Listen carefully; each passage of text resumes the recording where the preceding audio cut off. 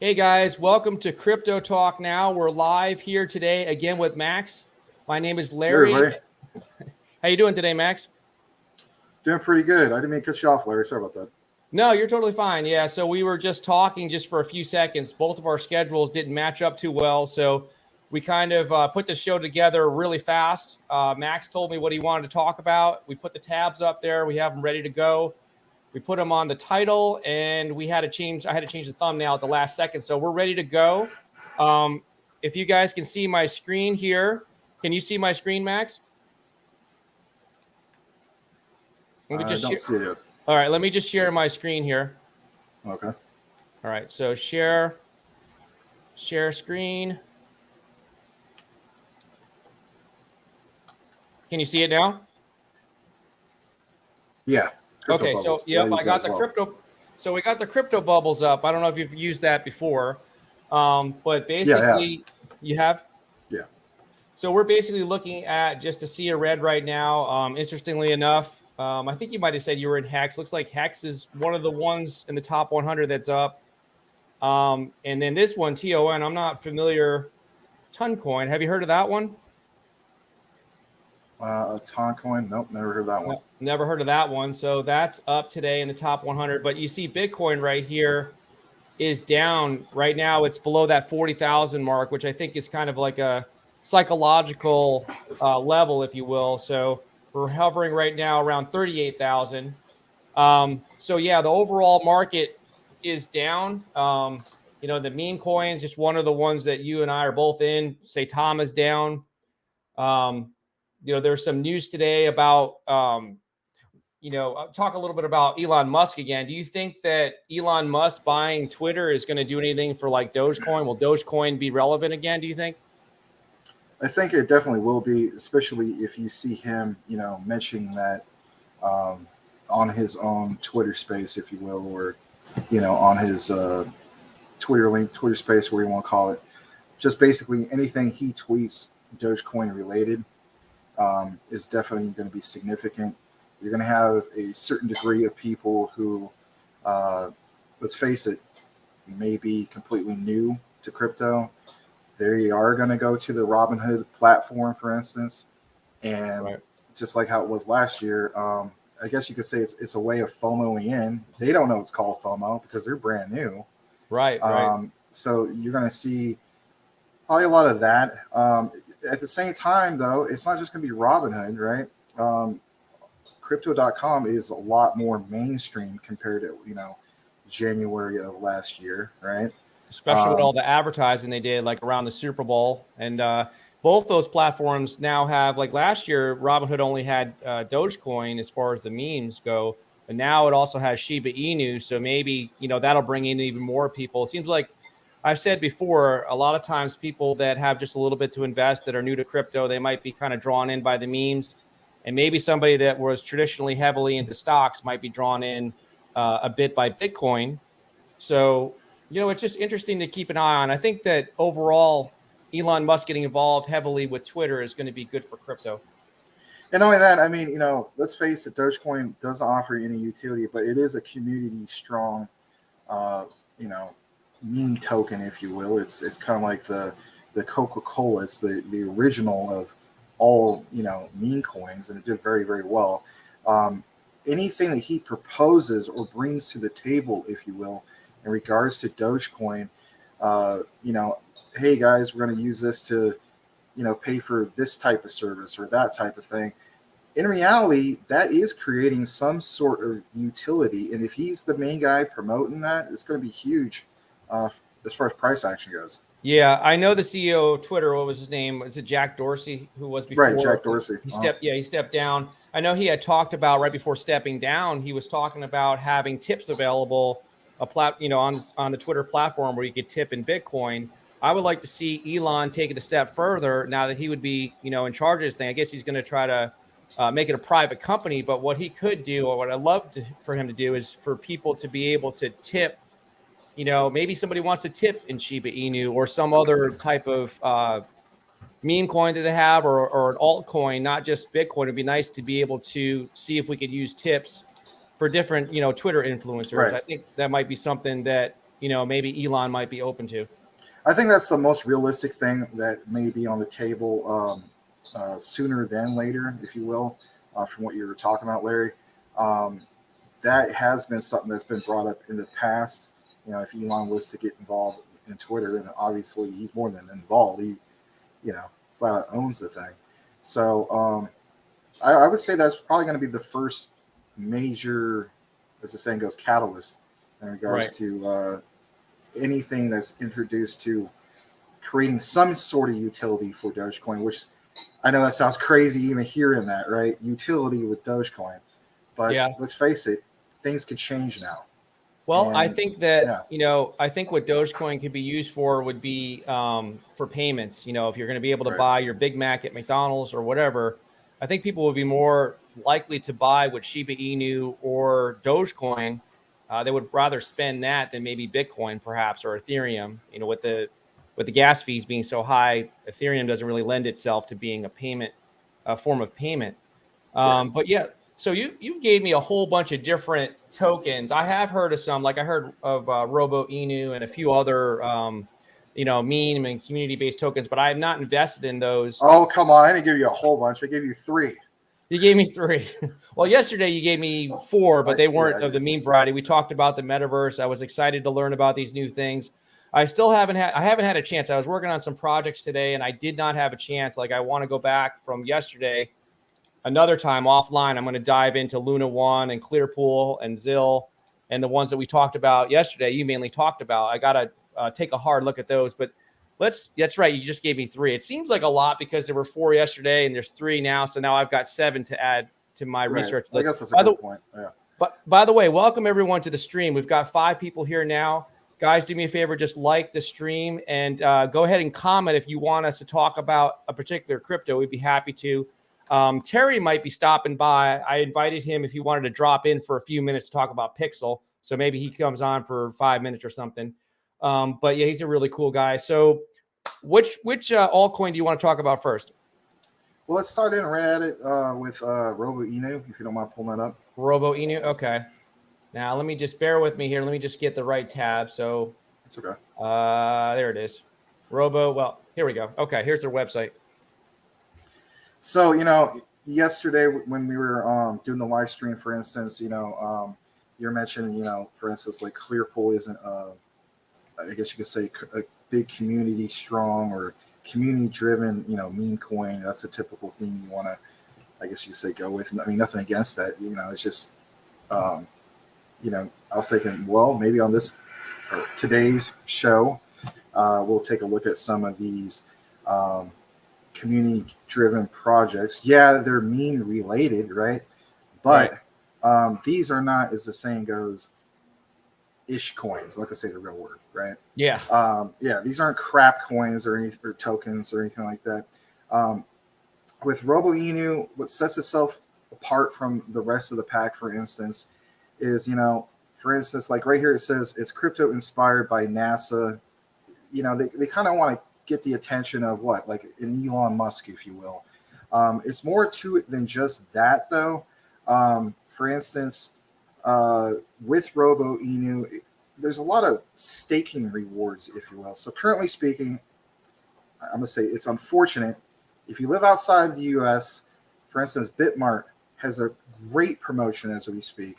You can get 75% to 150% APR on your staked Robo Inu. And the reason why I say 75% is because if you only staked it, for instance, I believe it's either 1 week or 2 weeks, that's a 75%. If you committed to a 30-day staking, you get it for that 150%. And while we're on the topic of Bitmart, and I wish Bitmart would allow, U.S. citizens, but again, it's, crypto regulation. Right. If you go on there as we speak, on Bitmart, they just sold out on their Shiba Inu promotion, which was 100% APR staking. That is huge. I mean, for somebody like myself, I have over 1 billion Shiba Inu, right? If I held that for a year, I would have another 1 billion. I mean, that's a game changer, right?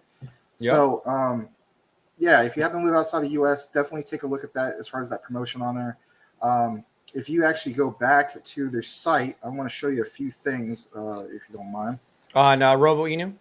Yeah, on Robo, on their official. Okay. Yep. Yeah. So, for instance, like it says right here, a new crypto coin created by the people who work in the research and science community, inspired, of course, by NASA and the ambitious plan to, launch Robo dogs to Mars, for instance. If you scroll down a little bit further, it tells you a little bit more about the actual project.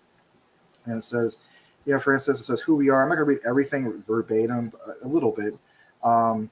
It says, for instance, beyond the individuals, we envision companies leveraging AI to enhance people's lives. Inspired by our favorite NASA story, together we aim to go further than the moon, so on and so forth. What I like about it is it's kind of like your typical, I should say typical, but kind of like Shiba Inu inspired meme token, if you will, but a little bit of like Singularity. I don't know if you guys are familiar with Singularity. Great project under the Cardano smart contract. They're doing a lot with AI. So it's just literally that. Picture like something like Shiba Inu, but taking AI technology and mixing it in with the whole thing. If you go down a little bit further. So is this one that you're invested in, Max, or you're thinking about getting into it? No. I've been investing in this for, I don't know, probably a couple months or something like that. I hold a pretty decent sized bag on it. It came out a couple months ago too, right? Around, you got in kind of early, or? Yeah, somewhat. I think I got into it maybe like a month after it officially came out. They've only been around since, I think, maybe, I don't know, I want to say December. Don't quote me on it. Correct me if I'm wrong. Is this the one that was developed by the original developer of Saitama? Is that the one we're looking at here? Do you know that story? No, I haven't heard anything in regards to that. I think so, but I'm not sure. These are all like Malaysian based or Southeast Asian based developers. For instance, they do live AMAs. In fact, we even had a live AMA about, I think, roughly like an hour or two ago. Okay. They are community strong, and that's another reason why I wanted to show you guys this, because this is, let's face it, meme / community driven project, but it's not a piece of junk or anything like that. Now, as far as if you want to look into it yourself, I understand that we want to kind of move along with some of this, but if you scroll down a little bit further, the tokenomics, because at the end of the day, we want to get involved in projects similar to like Shibnobi and so on, because let's face it, as far as I'm concerned, they set the standard for tokenomics. Could we at least agree on that? Shibnobi, you think? I think they set the standard on tokenomics, personally. I mean, with how they got the breakdown, the reflections and so on, I think it's brilliant the way they did it. That's just my opinion. But anyway. Yeah. The only thing that concerns me about Shibnobi and maybe something like this would just be the supply being so high and the number of zeros. It would be nice. I understand. I think it's the psychology behind it. It's, for some of the newer people to crypto, they're looking at the price and not the market cap. So they might be like, and I'm not saying that, I'm not talking about you, but just other people, they might be kind of lured in by an attractive price, thinking that it's going to get to a penny and not understanding, how the supply works. But that is true. Yeah. Just from a talking perspective, when you're talking about these cryptos, it'd be nice if there wasn't so many zeros, so you could actually instead of trying to come up with sextillion or numbers that we never use in the real world, only the crypto world, it'd be nice to be able to relate to them a little bit better. But yeah, and then the point that I'm trying to make is for the centralized exchanges, I think the zeros, having too many zeros, like with Shibnobi's case, I think Bitmark or somebody was able to do the reflections, but with the zeros and the reflections and these type of tokenomics are really nice, but it kind of can be an Achilles heel, if you will, for like a centralized exchange. But on their own, like with Dojo Swap and everything, I do agree with you. I think that Shibnobi sets the standard for a lot of things. The AMAs every night, just about, the Fully Docs team being very transparent. Shibnobi is a good one to model your community-based token off of. Right, absolutely. And so, for instance, they have a similar tokenomics over here at Robo Inu. Again, you guys are more welcome to take a look into it, because at the end of the day, you definitely want to take a look into some of these projects and do your own research, as the saying goes. Yep. I don't know. I mean, for instance, you have the initial burn at launch. They still burn tokens. You have 1% says goes to rewards for holders. 3% for the marketing. Not bashing, of course, Saitama, but I mean, in my opinion, I wish Saitama would already established, a marketing wallet, if you will, where this much goes to the marketing instead of telling people, well, we have things to pay for. It just, I don't know. That's It gives the kind of thing. a little bit of Yeah. the wrong message, I guess you could say. That's the thing about Saitama, and my desire or hope that they would go to a V2, a version 2. I don't know if they will, but at the time, Saitama was kind of one of the first ones, it seemed, that had the idea of the reflections, Right. and the burns and stuff like that. So, now everything is structured in a way with the taxes. These new ones coming out are privy or smart with the idea of having money going towards a marketing and development wallet. So, yeah. So this is good. Yes, it seems like a lot of the different tokenomics improve with all the newer projects come on. They just seem to get better and better. The only thing that, like I said, that I think hurts it is just a ton of zeros, and sometimes these advanced tokenomics hold them back from getting on a centralized exchange. But yeah, it is what it is. I mean, nothing is perfect. No project, token, Yeah. or crypto or coin is perfect, but that's just something to point out. And I'm not trying to rip apart the project. I'm just kind of making a general statement about all the community-based tokens. Right. Yeah, but I have heard some good things about this one. I haven't taken the time to look too far into it. For me, I mean, I get it. There's a lot of let's face it. There's this and that, and even before I got into this, I have attitude like, oh great, like another project. It just seems like they just pop up left and right, and of course, you want to get into the ones that stand out. So I guess I'll just cut to the chase. With these guys, they have a really good incentive going on as we speak. In fact, I'm going to bring it up. I'm going to pull up on my own YouTube page real quick. Just give me a second. Okay. And it's basically on the. I think I put it even in the thumbnail. Let me see real quick. Do you want me to go to your YouTube page? You don't have to. I think Okay. they even have it on their Twitter, but nonetheless, it's like they have these incentives. Like for instance, I just mentioned the one with Bitmart, for instance, Right. and I'm gonna bring it up actually right here, just real quick. Now, this is like going along the lines of Shinobi. Does this have the tokenomics? Is Robo Inu able to adjust their taxes? Can they take their taxes up and down, up to maybe No, 25%? and that was going to be the cream of the crop I was going to get to. So where I'm going with this, I'm actually currently looking at the video of mine. Actually, I'll just drop it in the chat real quick. Okay.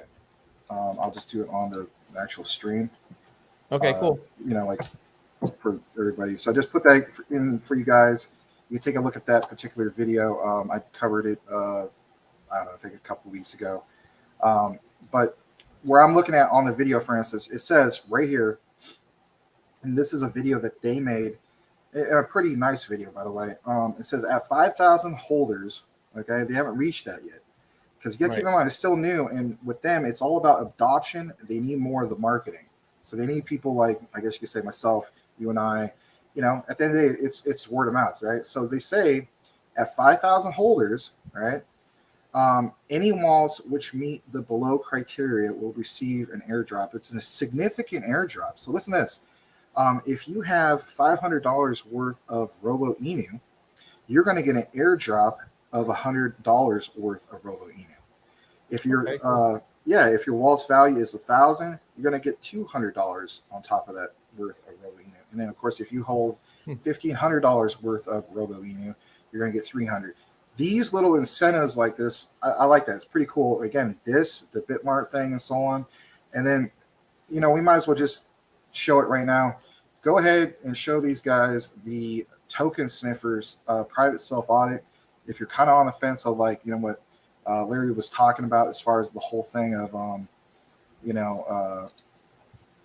can they manipulate the price, change the sell fees, et cetera, right? So, for instance, if Larry, if you could bring up that token sniffer. Can you see the token sniffer? bring it up myself. Let's see. This is the Robo Inu, yeah. Oh, that's the Robo Inu. Okay. Yep. Yeah. So as you guys can see right here, a perfect, I call these, our own little private self audits, right? Because a lot of times these new projects, they don't have the CertiK audits yet, and so on. They're working on it, but they're not there. So yeah, Token Sniffer, perfect 100 out of 100 score. The buy fee is 4%. Like it says right there, under 10%. That's good, yeah. 4%. I like it when they don't have high buy fees. Yeah. Yep. Yeah, and then what you were talking about, Larry, right? Like the whole thing of can anybody from the dev team change or manipulate the selling or any of that stuff. You can see right here, none of that can be changed. It passes on this audit. Of course, the big factor that is the main concern of any project, right? We don't want to get rugged. So the whole thing of the liquidity analysis, they have enough locked liquidity. It's locked up. For instance, you have, what is that? 99.27% in Unicrypt until November 8th of 2025. What I like about this dev team, and I really encourage you all to look into some of their AMAs, because they do very well on keeping up with AMAs and so on, but they're very transparent. They put themselves in our shoes, if you will. Hey, I'm a retail investor. How do retail investors look at this? You know what I mean? Right. What we're doing right now, this is how we go about it. We want to make sure we don't get rugged. And so for me, this was low risk. Yeah, it's a community-driven meme token project, but it's a low-risk one. And at the end of the day, I don't want to promote any type of rug pull or anything like that. There you go. Perfect. Yeah, 100 out of 100. I mean, Token Sniffer is not, the end-all, be-all, but it's not definitely a good tool. No, yeah. There's a lot of projects that don't have anywhere near 100 score, so that's really impressive that they have 100 out of 100. And I like the idea that their liquidity is locked. It's a shame, talking about these rug pulls. Nobody wants to promote a rug pull or be involved or invested in a rug pull, but sometimes you can get fooled. You could be fully doxed. You could have an awesome CertiK score. You can have an awesome Token Sniffer score, and if someone's looking at stealing $500,000 in rugging, or $1 million, I guess the greed or whatever gets the best of them with people that don't have the morals and values that maybe you and I would, or some of the people watching. But true. It's almost, you can dot your I's and cross your T's and do a ton of research. Sometimes it's unavoidable. That you just don't know. You can get fooled, and I think it happens to the best of us. But right. This is, I'm liking what I'm seeing with Robo Inu. Like I said, I've heard some good things about it. I'm not invested in it. I'll take a close look at it for sure. And like you said, oh no, not another Inu coin. Right. But I think that people, these projects did the Inu thing because they have to. It's part of the marketing to get the attention to lure people in. A bid here has a comment. Is it good? Yeah, I was going to mention that. Yeah, good time to buy Saitama. We can't tell you that, but we could talk about Saitama if you want to talk about it for a minute. I know we've got a bunch of things on the agenda, but if you want to say something, go ahead. Do you are you currently a holder in Saitama, a bid? Is it a bid or a bead? A bead? I'm sorry. My pronunciation was wrong. But so yeah, you still hold Saitama. I mean, I do, right, Max? You still have it?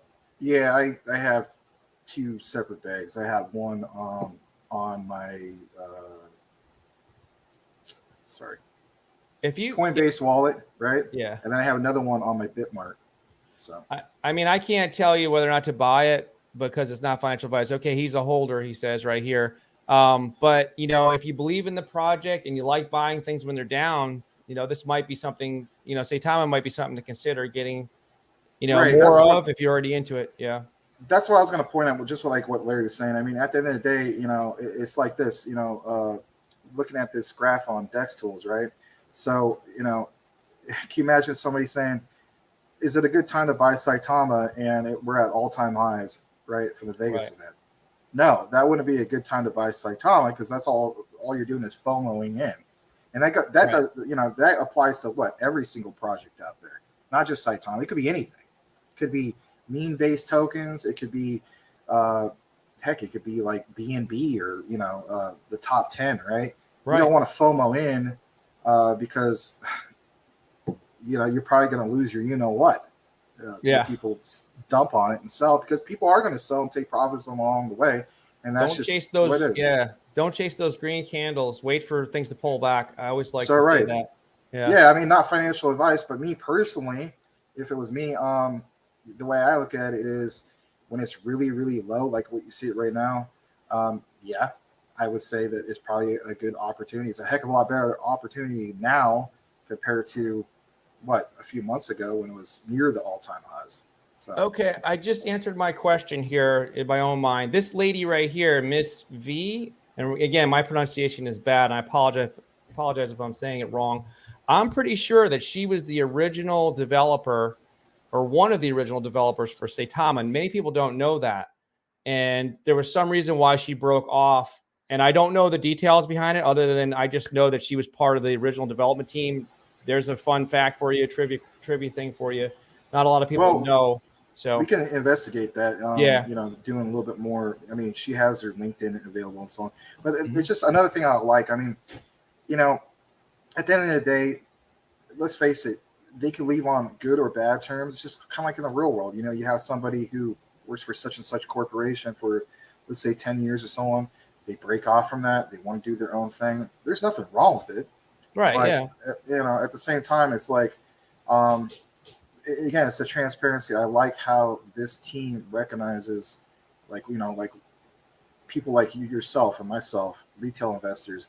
We're gonna look at things like token sniffer. If you don't have that certificate, we want to see that your liquidity is locked up, and for how long. Not just like, oh, your liquidity is locked up until next month, and then I better go double check that token sniffer audit or whatever, because I don't want to get rugged, right? So Right. Yeah, token sniffer is definitely a good tool to use, and I'm glad that you mentioned it on the show here, because a lot of people may not know about token sniffer. If you guys are looking into some new crypto tokens, you want to try to run that contract. All you have to do is cut and paste that contract into token sniffer, and it'll give you a score, and you can go through just like we went through with Robo Inu and see all the different elements of that contract. Now, I don't think, we just kind of met, Max, but I'll just say right out, I don't have experience reading a contract and understanding, because I'm not a coder or anything like that. Do you have any background, or have you learned how to actually read the actual contracts? So, I get this asked a lot because back in, was it 2011 or something like that, me and a small team, we created like the most popular mod. And I will state that. I know you're going to be like, wow, that's crazy. But we made the most popular mod for Call of Duty 4 on the PC. It's called NW4MP. If you're interested in it, you can look at my channel, DPGmaximus, my gaming channel. There's a couple trailers in regards to that. But people have the general consensus, oh, then that means you know how to code. I know very, very basic, I wouldn't call it the most basic, but I don't know coding like like some more experienced people. Like C#, C++, and so on. But I'm able to look at a lot of these contracts and so on, and have at least a brief understanding of it. Because it gets super technical and so on, might have like somebody else looking at, like a friend who's more familiar with that type of thing. But if you do take a look at some of these contracts and so on, you can tell certain things, right? You try to match it up to other established contracts, if you will, and try to, I guess you could say, analyze the two. At the end of the day, we're all given like what they call templates, right? So if you have a standard template, and like here's the criteria, right, for beginning and end of how a proper contract should be of this particular token compared to the next, you kind of have something to go off of, is what I'm getting at. So here's a comment from Big Zeke. He says Robo Inu is renaming themselves within a couple of weeks. Have you heard that, Max? Actually, I haven't heard that. That's news to me, so I have to look into that. Thanks for bringing that up, Big Z. Do you know? I don't know channel, if he's still with us, Big Z. Yeah. Does he know what the name is going to be, or maybe it hasn't been announced yet? And he might not be with us anymore. But if he is, he could drop in the comments. Do you want to continue to talk about Robo Inu? I mean, we can if you want to. No, we can move along. I mean, I just at the end of the day, I want to introduce some of these, meme, I guess you could say, style community-driven projects, but not just like a typical like everyday, oh, here's this one, and then we look at the private self audit, right? And then it's Right. just like this crappy score, and or it's a honeypot. I would never do that. I'm not gonna waste my time, your time. At the end of the day, I'm Right. not gonna waste people's money. That would be stupid. But Yeah. at the same time, ones that stand out like this, Robo Inu, some of these other ones we're going to introduce, yeah, I want to talk about those because those kind of fly under the radar because they haven't developed a big enough community behind it yet. Right. Keyword yet, right? So, I think I popped in, I don't know, a couple weeks ago or so. I popped in their Telegram. I think I did join their Telegram now that my memory is coming back to me about Robo Inu. So, yeah, I might stop in their Telegram and ask the devs some questions and learn more about it and do the research. But, yeah, it definitely, I'm all about the good projects. I want to talk about good projects. Like I said, we can talk about something that seems like a good project on the surface and we could get fooled. But looks like we've got a couple of investors or fans of Robo Inu in here. So, I put one up on the screen there. So yeah, yeah. they're thinking that it might 100x. We'll see. Do you think so? What's the market cap? We didn't even talk about that. Is that something that?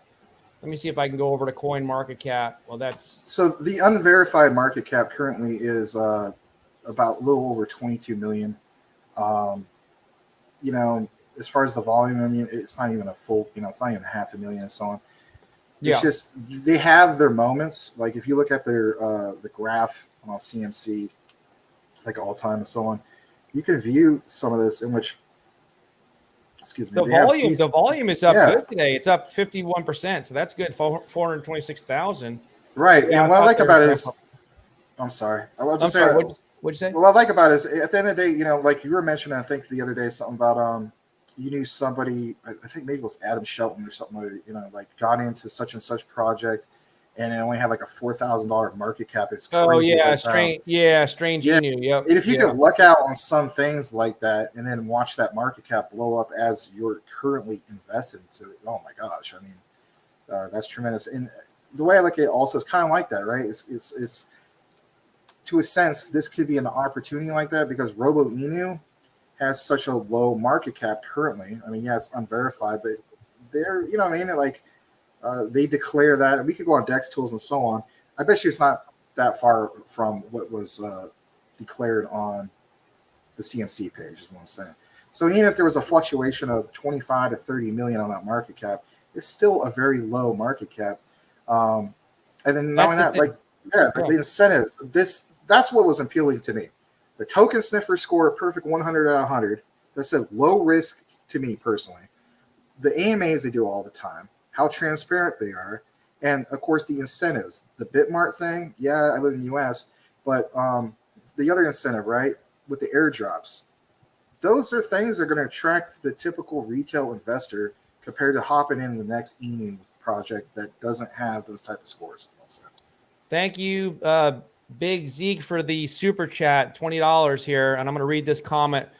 Robo is totally legit, and I hope that I'm pronouncing the developer's name right. V is always active and takes advice from her community on Telegram. Thanks, guys. Robo Inu, I guess, to the moon. Thank you But so yeah, much, Big so Zeke. We really appreciate your super chat. thank you. Appreciate you Yeah. joining our live stream.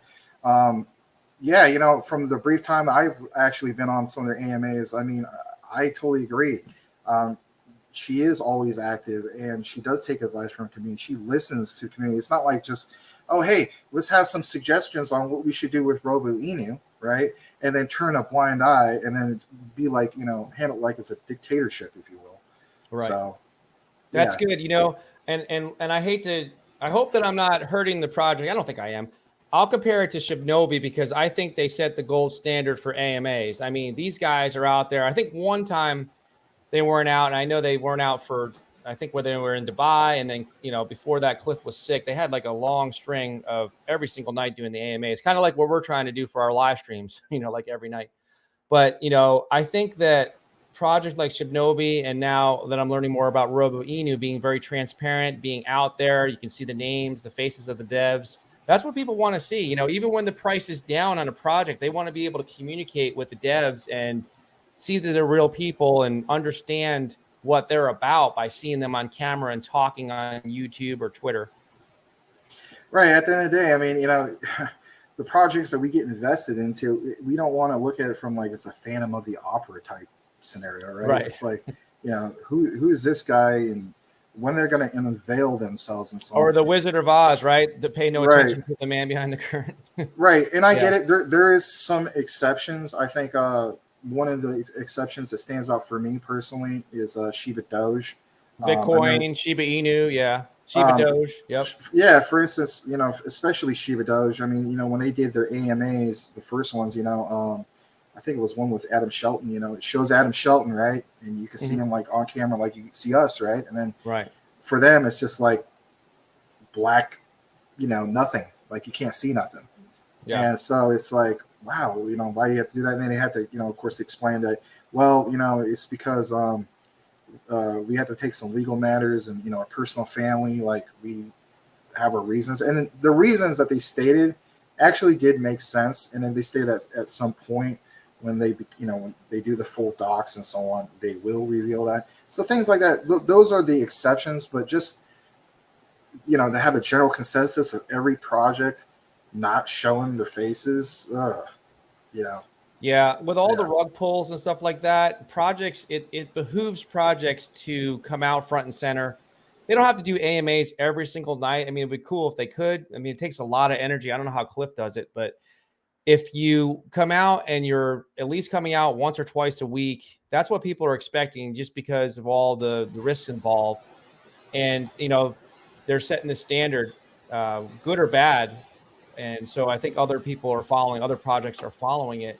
But if anybody's out there listening that's new to crypto, I want to just emphasize this. Don't pay too close attention to the price of a project. Look strongly at their market cap, because if it's a low market cap, like, Robo Inu is whatever you said, like 21 million market cap, it's got room to grow, right? If it's a good project, this project could go to 40 or 50 million or 100 million, like Saitama was up to what, 4 or 6 billion at one point. So, these community-based projects have room to grow as long as their market cap is, within reason. If you can catch something that's really strong at $1 million or less, I mean, all the more power to you. But so I will take a look. I'll take a long, hard look at Robo Inu. Like I said, I have not heard anything negative about it. So I just haven't had a time or taken the time to go through it. But I'm glad you brought it to me, Max. And I'm glad that Zeke again gave us that super chat. There's a bunch of more comments in here I'll go through. Is there something you don't like? She'll take your advice, and she's very smart. He's saying if there's something you don't like. So that's good. Yeah, he's referring to V. Yeah, so she's open to feedback. That's good. Great dev team. Oh, that's me. That was you. I put up your comment. Okay. I was trying to be, I was trying to be transparent with people in the chat. So Yeah. Well, I'll put it up there anyway. Max says it's a great dev team. So, okay, great. Well, we got a good one there. What do you want to talk about next? Which one? So if you don't mind, let's hop on over to, actually, I know in order would technically be Hellsing, but let's say that one for last. Let's actually look at the Bezoge project. Okay. I think I got this one here. Now, this is one that I have not heard of. Bezoge, yeah. Until you said it, 5 minutes or 10 minutes before we came on, I had no clue about it. Yep. No, that's okay. So, for instance, for me, it was like late last year. We're talking like after Thanksgiving, around Christmas time, and so on. I kept seeing their ads pop up on Dex Tools, and it kept saying, for instance, Mist Shiba, check out Bezoge. And so I was like, well, you know what? That's a big statement. Some people are saying that, but, I'm going to take a look into it. So I took a look into it, and it stood out because what I liked about it was crypto and gaming. I'm a gamer. And so I was like, well, let's see what they're doing. And when I read the background, so I'm getting ahead of myself. So I actually looked into the background story of Bezoge before I looked into everything else. And it was just such a really cool, inspirational story, if you will. So check this out. This project is called originally Bezoge Earth. Their play to earn game is called Legends of Bezoge, and basically, um, what happened is this: two brothers, okay, got into Shiba Inu. I believe summer of 2020, right? Wow. And Okay. they loaded up big time. They got it for like dirt cheap, probably like I imagine like 10 zeros and then a number. Long story short, on that first run up of Shiba Inu back in May of 2021, right? That was the first all time highs. The second all time highs was what? October, right? Right. Like myself, made it killing a lot of people. So in May, they cashed out their position and they basically got about $9 million according to the articles that are out there. You guys can look it up yourself if you're not familiar with it. $9 million off of Shiba Inu. So what they Wow. decided to do, since they're gamers like myself, they decided, you know what, it was our dream to make our own game. Like it's my dream. I'm telling you flat out, I am going to make my own game. Yeah. I Yeah. mean, if you got So $9 million, you yeah. can, you can start a lot with that. So Yeah, yeah. so I mean, in the past, like I tried to do the whole thing with messing with venture panels, and it's just some of those guys are so greedy. They, for me, like they wanted like over 85% of the profits, and I said no way. That's a long story, but for Yeah. them, they decided, hey, we got the 9 mil, let's just do our own thing, but let's tie in crypto, and so that's what they got going on with this. They do have live AMAs, and the devs are very active on it. They show the progression of the game. I will state this: they show more of how the game is going in the AMAs compared to, I guess you could say, the perspective of non-gamers, like Right. investors and so on. I do wish they kind of put a little bit more emphasis on the retail investor, or like 50-50, if you will. If you're going Right. to critique it, I guess that's one thing you could do. But they listen, of course, to the people who actually play this, because this is in beta. But they've been listening to people since alpha or even pre-alpha, the suggestions of hey, I don't like this particular thing in the game. Like this weapon might be too overpowered, if you will. We need to nerf this. We need to buff that. I mean, these are of course gaming terms, if you will. But Right. nonetheless, it's really cool the community that they have established, and also of course catering to the gamers who play that, who might not even be ones that are going to be investing. Because at the end of the day, me personally, this is a real sleeper. Again, not financial advice, but look at Axie Infinity, for instance.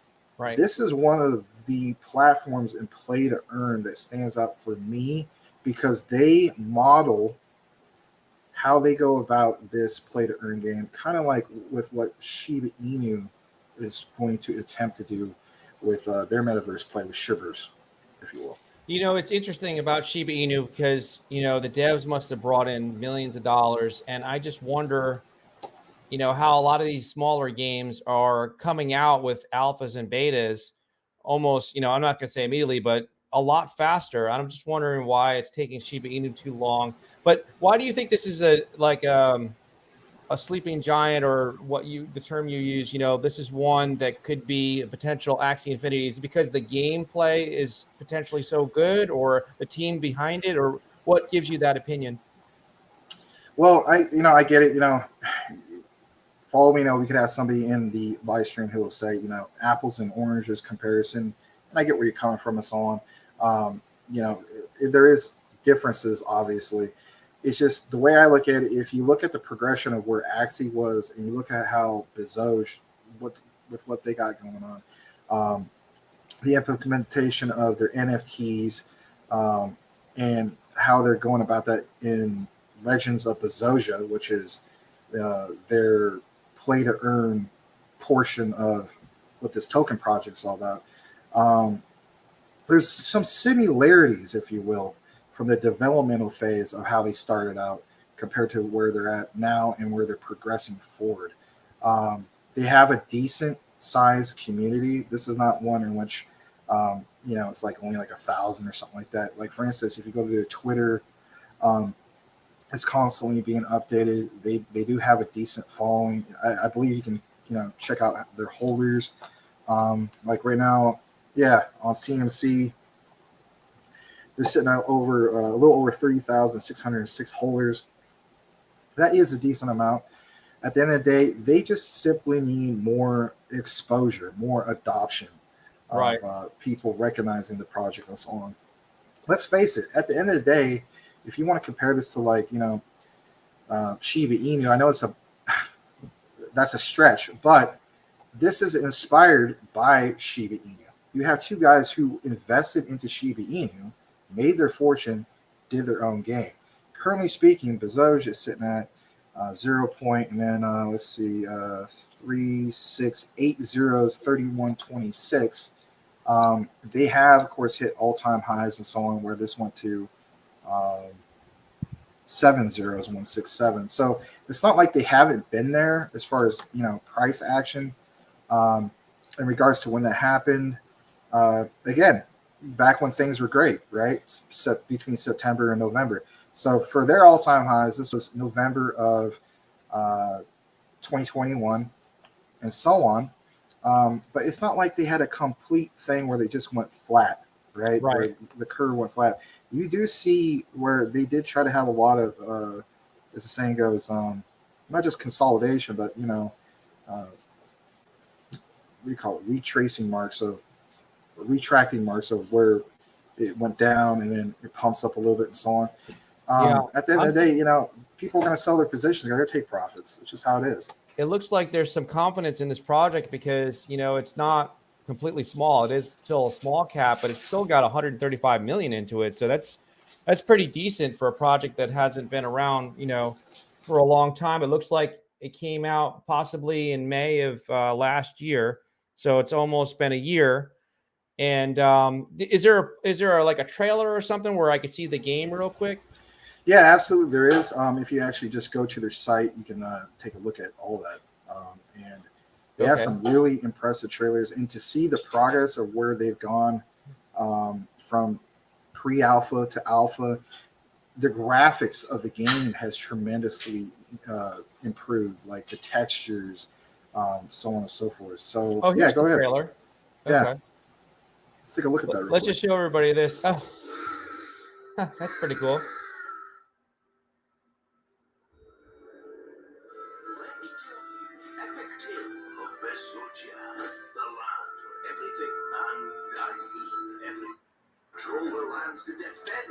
I kind of have to go and fast forward it because of YouTube.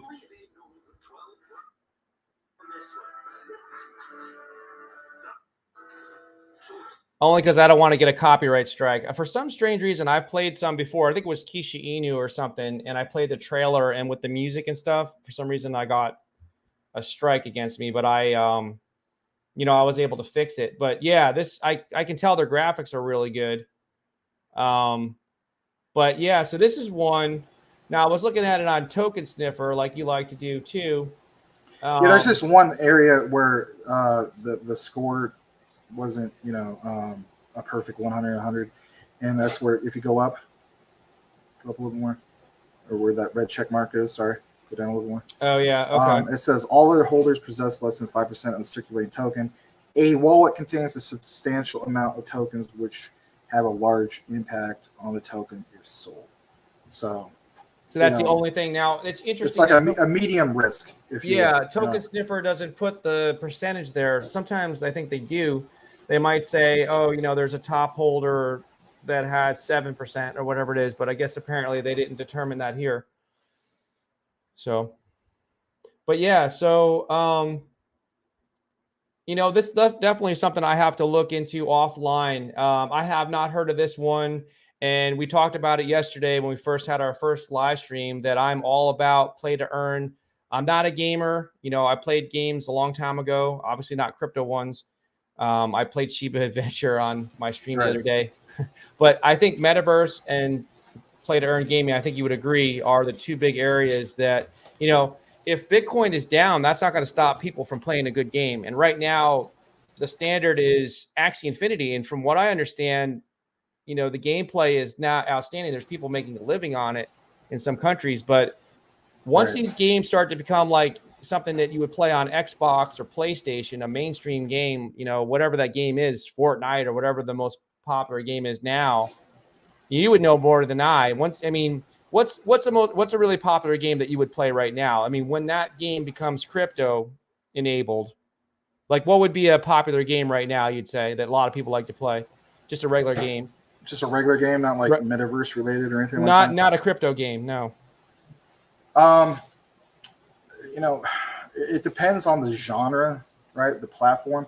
So if you're looking at it from a console platform, like let's say, Xbox, PlayStation 5, and so on, I would say the ones that really stand out as far as like, a multiplayer, online multiplayer, would definitely have to be, that new Halo game, Halo Infinity, that kind of grabs my attention. Of course, obviously, Call of Duty Vanguard. I have it for PC.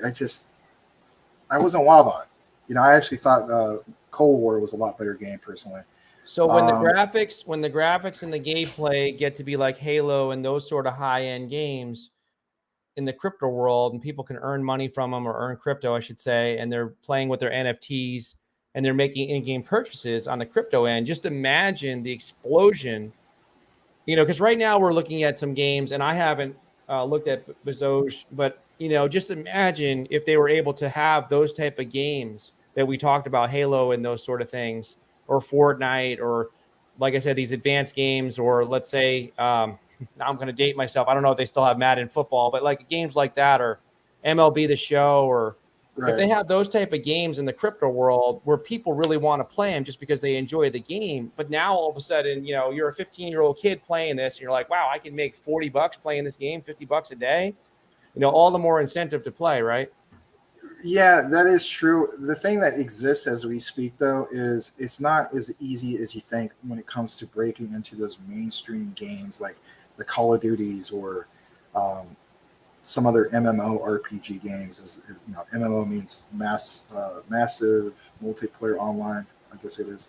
The community from those games, right, have not been used to the implementation of crypto and what it represents and so on. And so the latest model that's been tried out, if you will, this last year was the introduction of the NFT model, right, to some of these things. And it was received, and I hate to say this, very negatively, right? So it wasn't like a a good reception. It's going to be interesting how, I don't know, such and such project, such and such dev team is going to, I guess you could say, reintroduce or recreate the wheel, if you will, on how to implement crypto into, like what you're saying, some of these mainstream games. Because at the end of the day, I mean, if you take the PC gaming community like myself and so on, and you tell some of these guys who have been playing for over 20 years, your avatar that's been free, right, for literally the last 20 years is now an NFT, and you're going to have to, jump through all these hoops to get it minted and so on. Right. But at the end of the day, it's going to be worth so much. They're going to be like, you're out of your mind. I'm not going to go along with this. I'm going to, hit right click, and I'm going to do save image as, and I'm going to save that JPEG like I have been. Right. That's just their general attitude. Well, yeah, I think crypto, when it comes to gaming or anything in general, just needs to get more user friendly, even from the investment standpoint. We talked about it before. Someone new to crypto, how good are they going to really be at figuring out setting up their own MetaMask wallet, buying on Uniswap or PancakeSwap? A lot of it's intimidating, and it can be probably for gamers that are getting introduced to like crypto gaming. But I just think, with more of a mainstream feel of a game, it's going to make people want to play, because in the end, people are going to want to play a game not just to earn money. They're going to want to play because it's fun. And if Bitcoin, crashes, let's say lose 50% of its value, or Ethereum does that, that's not going to stop people from wanting to play a game still. And maybe, earning money is a bonus. But if you can go in and buy that avatar just with a click of a button, and, immediately just there's a transaction that's made from your wallet. If it's simplistic, then the masses will come in and start to play. And when that happens, like, we're still very early in a lot of larger YouTubers talk about it. We're part of the 4%. When that happens and the mainstream games come into play, or the advanced graphics and gameplay come into play, I mean, crypto is really going to take off, in my opinion.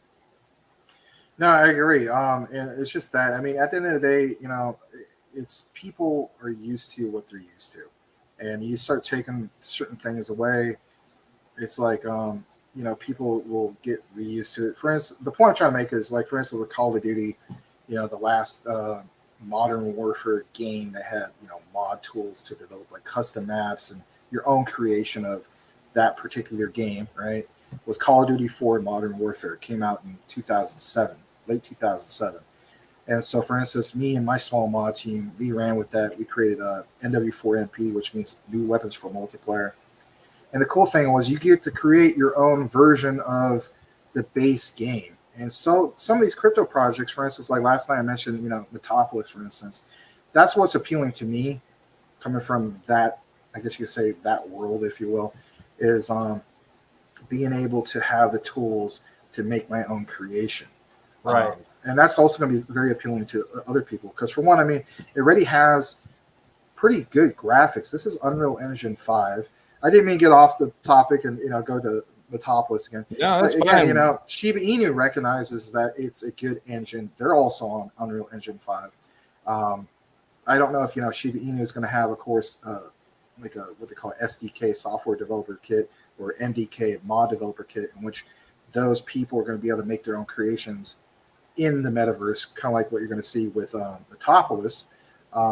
It'd be nice to see some kind of announcement officially from the Shiba Inu team in regards to that, because this is a selling point for Metapolis. It absolutely is.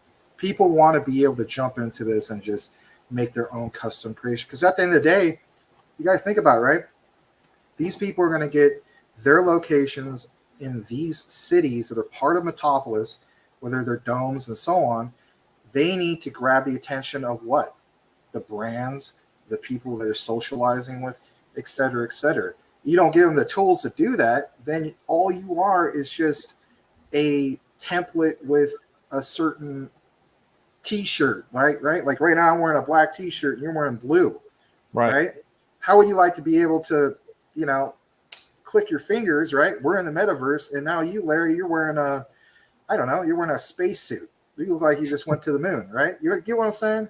Right, it's like that. So, that's what stands out. But I know I kind of got a little off topic there, but no, that's fine. This is wide open. We talk about whatever Larry and Max want to talk about, and whatever our audience wants to talk about. We can. The way my brain works is I jump all over the place. So you're totally cool. What do you want to talk about next? One of the other ones was a Hellsing, Inu. Yeah. Excuse me, Hellsing. That's another one that has a pretty good score. So I don't know too much about this project. I think that I've heard possibly Bleaves talk about it a little bit. But again, this is something I have heard of it. I think it's been doing pretty good, but I don't know a whole lot about it. It's been doing decent. I think the thing is, it's just, again, like I was mentioning, like on my channel, I want to cover good community-driven projects that do what? Fly under the radar, don't get enough coverage for whatever reason. Right. This is definitely one of them. For instance, so we were just talking about, the metaverse. For those that have tuned in, thank you guys for tuning in tonight. We really do appreciate it. Hit that like. If you haven't done so already, by all means, subscribe to Larry with Crypto Talk Now. If you want to help support me with my channel, Maximus Crypto, it's just all one word. You'll be able to find it instantly on a YouTube search. The links are also in the description too for your channel. I have them in the description of this. I have your Twitter as well, and mine too. All right. Well, thanks. Yeah, I appreciate that. So, like, this is another one, in my opinion, that flies under the radar.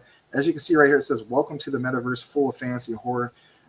There's people who love this type of thing. So, for instance, the reception that I received from some of the people from my community who have DM'd me was, believe it or not, you have a certain amount of people from, for instance, Zombie Inu. I know you covered Zombie Inu in the past or so on. I think it's you, if I'm not mistaken. Yeah, I covered Zombie a little bit. Yeah.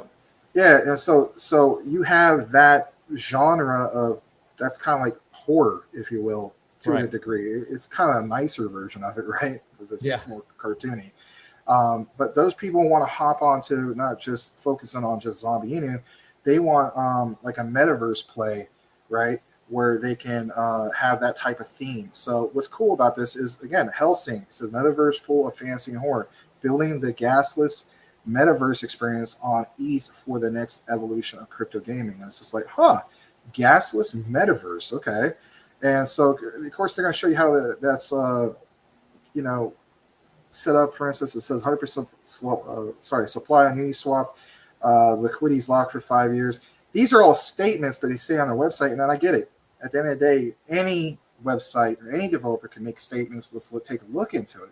But if you go to like Token Sniffer and so on, they have a near perfect score.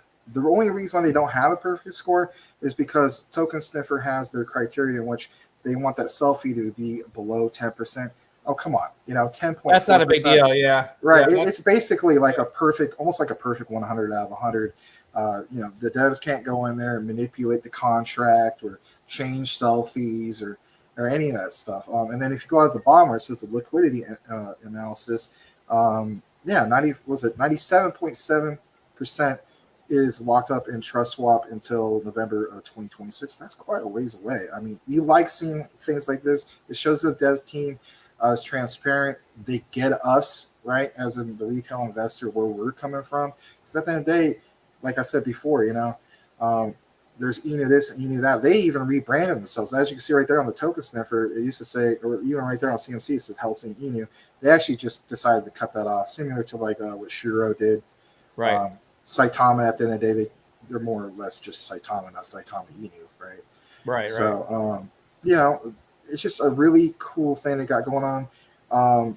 I'm not just saying that because, this is one I'm personally invested into. Again, not financial advice, but if you take a look into it, you can actually see some of their game, and it actually looks fun.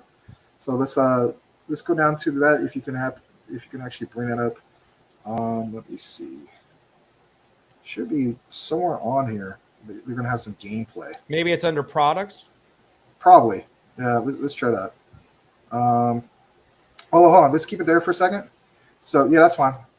So one of their games, for instance, Legion Hellsing, is a fully on-chain NFT adventure game with a deep lore and fun gameplay mechanics. Let's take a look at that real quick. They actually have I think roughly 2 or 3 games, which is impressive. You think like something like this, right, wouldn't be flying under the radar with 2 or 3 different games, right? So you want to look at the trailer right here on YouTube? Yeah, I understand you got to fast forward and stuff like that. I don't think you would get flagged. Oh, okay, because you're actually going YouTube. Okay, I'll take. I guess what I could do is possibly mute it. There we go. Then I won't get flagged, I think, if I mute it. We just really want to look at the graphics anyway. Yeah, it kind of reminds you of the Legend of Zelda, like the earlier forms of Legend. Yeah. It looks like that. Yeah. Has that feel. Yeah, just give it a second. Legions of Hellsing.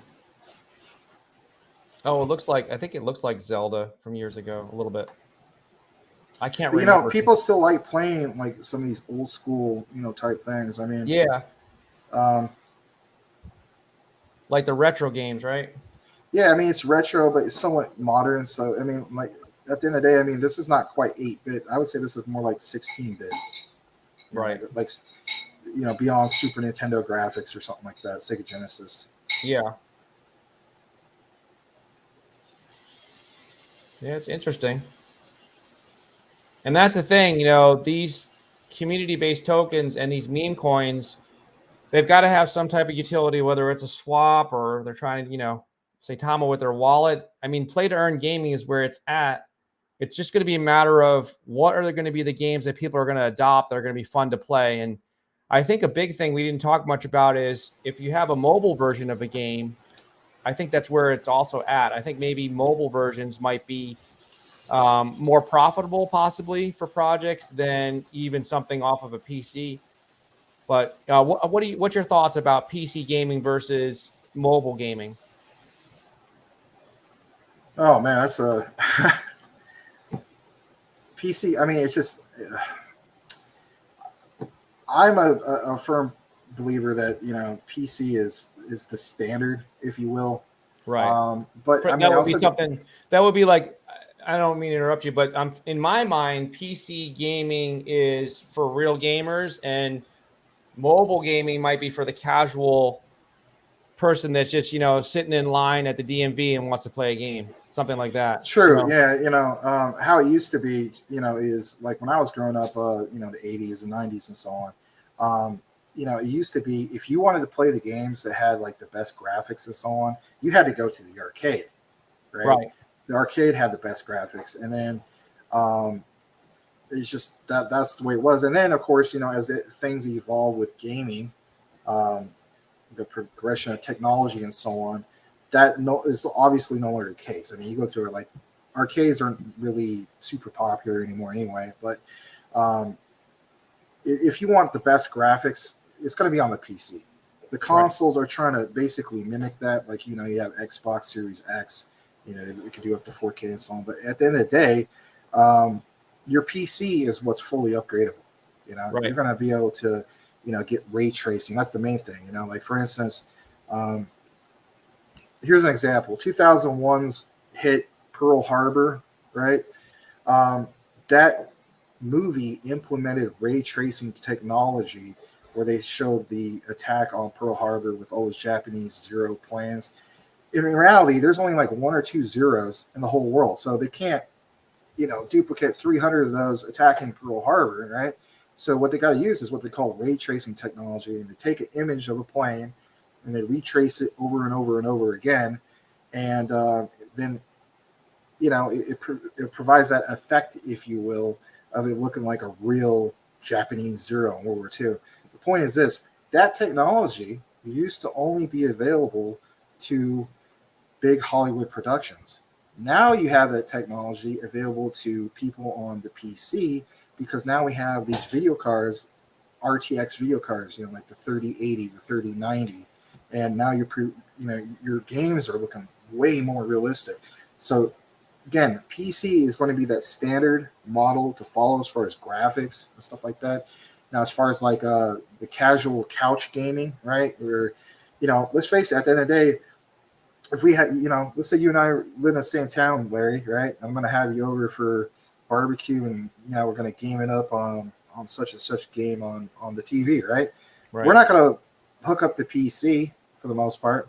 Don't get me wrong. There's technology like they got this thing for Steam in which they call big picture mode, and they have they call couch gaming games that fit that genre. But the point I'm trying to make is there's always going to be that niche for people who want to do the couch gaming, and that's not necessarily going to be PC.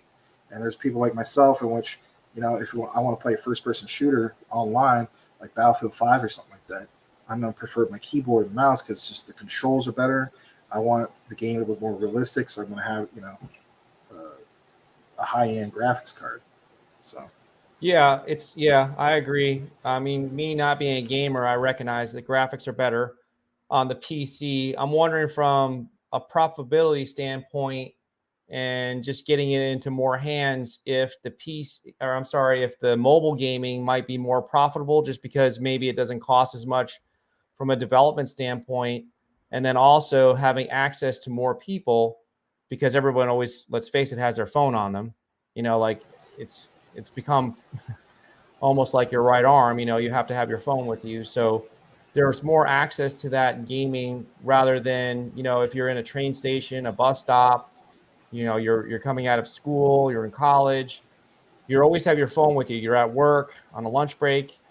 Whereas if you go home at night, you're ready to settle in and play a game on your PC, your phone is always there to have, you always have access to playing that game. So is it cheaper from a development standpoint to develop mobile games versus PC games? I don't honestly know that. To me, I think it just depends on the complexity of how the engine is made. And what I mean by that is from my own personal experience. So, a few years ago, I was wanting to have a first-person shooter style game developed. It's kind of like getting back to the roots of like how Call of Duty used to be, because Call of Duty used to be focused on World War II, used to be focused on like I was mentioned before, giving people the tools to make their own creation. But you used to have like a lot of skill involved. You get a standard bolt action rifle, and there's just a level of competitiveness to it. And so I wanted to get back to that. I wanted to get that type of game developed, if you will. And the complexities that are behind that, right, are involved with, just so many more things, like different types of textures and different types of layouts. Where I'm going to have the other game I was going to try to develop was what they call a turn-based 3D strategy game, and Right. It was just more basic. So it really just depends on what you're trying to develop and so on. But to answer your question, as far as the difference between if it being a lot easier to develop a mobile game compared to a PC game, I would say in some ways it just depends on the game. If it's a basic game where it's just top down, like what you saw here with Hellsing, that's going to be a lot easier to develop because it's not really, I guess you could say 3D.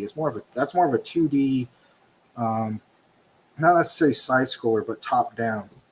I think the ones that are side scroll from left to right, obviously are going to be a lot easier to develop. And I'm curious about Hellsing's market cap. I'm going to see if I could find them on Dex Tools, because I couldn't find it on Coin Market Cap. I'm just curious, unless you know what it is offhand. It's Ethereum based, right? Oh, here it is. Let's see what it is. So their market cap's pretty low. So they're at 1.3 million. So where are they at with their gameplay? What are they had an alpha or beta mode? And we didn't get too much into, is it a game that you can play now and earn from, or is it still under development? It's still under development. They keep they post a lot of updates on their official Twitter. I don't know if you have their Twitter up, but there was a few updates that they had recently in regards to that. Let me see if I get there. Yeah, I kind of got so many tabs open here. It's getting kind of crazy. Yeah, I've got their Twitter right here. Okay, if you just scroll down a little bit. So they only have 4,250 followers. I mean, again, it's a really good score on Token Sniffer. Low risk. It just, they don't have enough of that adoption. They need more of people like us with the word of mouth and so on. So again, that's another one of their games. They got roughly 3 games. I mean, can you imagine if Mononoke had right? If they had 3 of these, right? I'll tell you what, if Mononoke comes back, if Mononoke comes back with a working game that people will play, I'll wear a Mononoke shirt for 2 weeks straight. I'll go buy a Mononoke shirt and wear it on the show for 2 weeks. Get the one with the sumo where he's taking a never mind. Yeah, where he's taking the dump on all the investors. Jeez. Yep. Dumping his position, right? Anyway. Boy, oh boy. Yeah. So so they have 3 games. They're just still developing them. Yeah, they basically have 2 or 3 games. I think it is actually 3, and it's just it's just a shock if you think about it, how they got all this going on, and let's face it, the mainstream they're not aware of Hellsing for whatever reason. Right. But you know what? You know how they would be aware of this, and it would be mainstream. You get somebody like an Austin Hilton or Your Pop or Zach Humphreys or something like that, or maybe even Adam Shelton. I don't know. Maybe that would help a little bit, but I would say definitely the big 3, those guys. I mean, if you had Your Pop promoting this, oh my gosh, you want to talk about a big pump? It would be a big pump. So. Well, those guys that you mentioned have lots of subscribers, but I think the thing that's limiting these projects from getting exposed is just the marketing cost to get on those channels. But yeah, I mean, we're talking about it now. The thing that's intriguing to me is that they have 3 games in development and their market cap is almost, it's just a little over $1 million, right? 1.3 million. So there's room to grow if the team can produce a good game that people want to play, or 3 good games, and people can earn from it. But yeah, I think that This might have been one of the ones that actually emailed me a long time ago. Did they come out around January? I can't remember. No, I think they've been around since October. Yeah, October. I mean, their Twitter's been around October, which I think also their CMC listing was around that time. I got into this like, gosh, I don't know, day 2 or something. I got into it really, really early. Yeah, let's see here. They can. Oh no, they were back in November. I think they might have. For some reason, I feel like I get contacted by every single day. I get contacted by projects, and they might have contacted me in December or January. Their name is just sticking out, but I didn't get back to them, and it's probably because like I said, I don't always know who's contacting me, and if I don't recognize the name right away, there's only so much time I have to look into things. But yeah, I'm starting to remember a little bit more. But yeah, this is something that I'll definitely want to look at because of the market cap. And so many of these tokens, like we joke about Mononoke, they're always promising the game and everything. If you have something that's solid where they're actually producing something or developing something, and you can talk to the dev team and they're really making a product, that's something that I can get behind. But if you're just making empty promises, it's a shame, really. So their volume on Uniswap is kind of low at around 9,000. But like you said, it's probably just because they're not getting enough exposure. It doesn't mean that they're a bad project. It just may mean that they need to just get the word out more. Yeah, it's just that. I mean, you need more people, talking about this. Like, hey, look at this. This is literally, horror fantasy metaverse. I mean, if you think about that, unless I'm missing something, I haven't heard of another project that's horror fantasy themed. I'm not saying that there isn't ones like that out there, right? Right. But to me, it's unique, right? And for them to be developing currently like 2 or 3 different games, and for them to only have that many holders, it's like, well, yeah, I guess you could say the team needs to figure out something to do a better job of reaching the masses. Maybe do something like network with Xenu for. Well, I just pulled up Xenu because you mentioned that earlier, as a comparison. So their market cap is about almost 10 times that of Hellsing Inu. Xenu's at 12.8 million. But also about 10 times the amount of people know about Xenu compared to. Well, that's my point. Yeah. So that would say, if you feel like the gameplay and the project and the dev team is, comparison wise up to par with Xenu, then hey, that's 10x right there. If someone were to get into Hellsing Inu right now and it started to pump up like it did with Xenu, then there's room to grow. I mean, there's a precedent set with Xenu, because you don't hear a lot about that either. And the volume is, still 260,000. That's not bad for a small project of 12.8 million. There's it says 16,000 holders. Of course, a lot of these projects, like Saitama, all of them have dust wallets, but that's just the nature of what happens when people buy and sell. But I like that. I like small cap tokens, because that tells me, if I compare something like Zombie Inu to it, that there's room to grow. Like, why can't Hellsing Inu be like Zombie Inu and get to 12 million? Yeah, you make a very valid point. And actually, I wanted to bring this up earlier while we're on the topic of like dust wallets and so on. This is something I wish we could see more from the big influencers.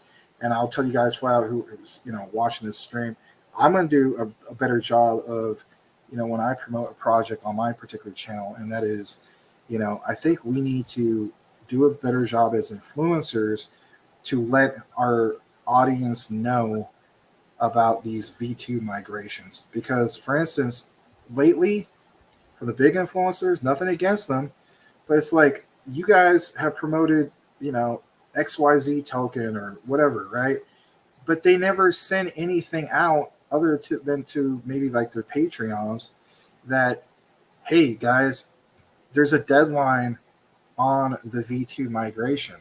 And so as a result, you have a huge amount of people who are holders who don't do the migration. They might have missed out on it, and man, it just messes things up. You know what I mean? Everybody Yep. needs to be on board for that.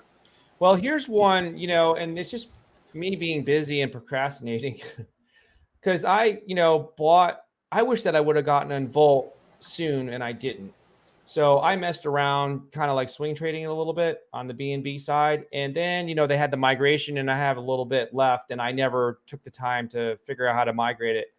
So shame on me, but I wonder if that's lost on my end. And if it is, it is. But this is an example right here. I bet you there's a lot of people. This is, obviously version 2 of Volt, but I bet you there's a lot of people that got stuck in the original contract version 1 of Volt and just didn't either know how to migrate or they just didn't realize that they had to, or they forgot, or like me, they got busy, but it wasn't a priority. I mean, I think it's a combination of all those things. I mean, if I had a big bag of Volt, then I definitely would make it a priority. But I know what you're saying. Like a lot of people lose their money because they're caught in the original contract. So maybe on this show, on my show here, and with you, and then also on your channel, we can start to teach people or show people, make them aware of the migration and show them how to do that for different tokens. Yeah, because at the end of the day, I mean, I think a lot of people count on the influencers to let them know, right? Because at the end of the day, it's like, who else are they going to go to? I mean, especially if it's a case in which they're a brand new investor, right? Right. Yeah, we get it. The whole concept of, well, we already told people to do their own research. But, in reality, that can only go so far as well, right? And not everybody follows Twitter, and not everybody follows, some of these other platforms like Telegram, Right. or the Medium, right? That's a new big thing is, go on the Medium, and so on. They count on the influencers to just simply set out a notice, just a basic notice. I mean, it could even be a video that's just like a minute flat.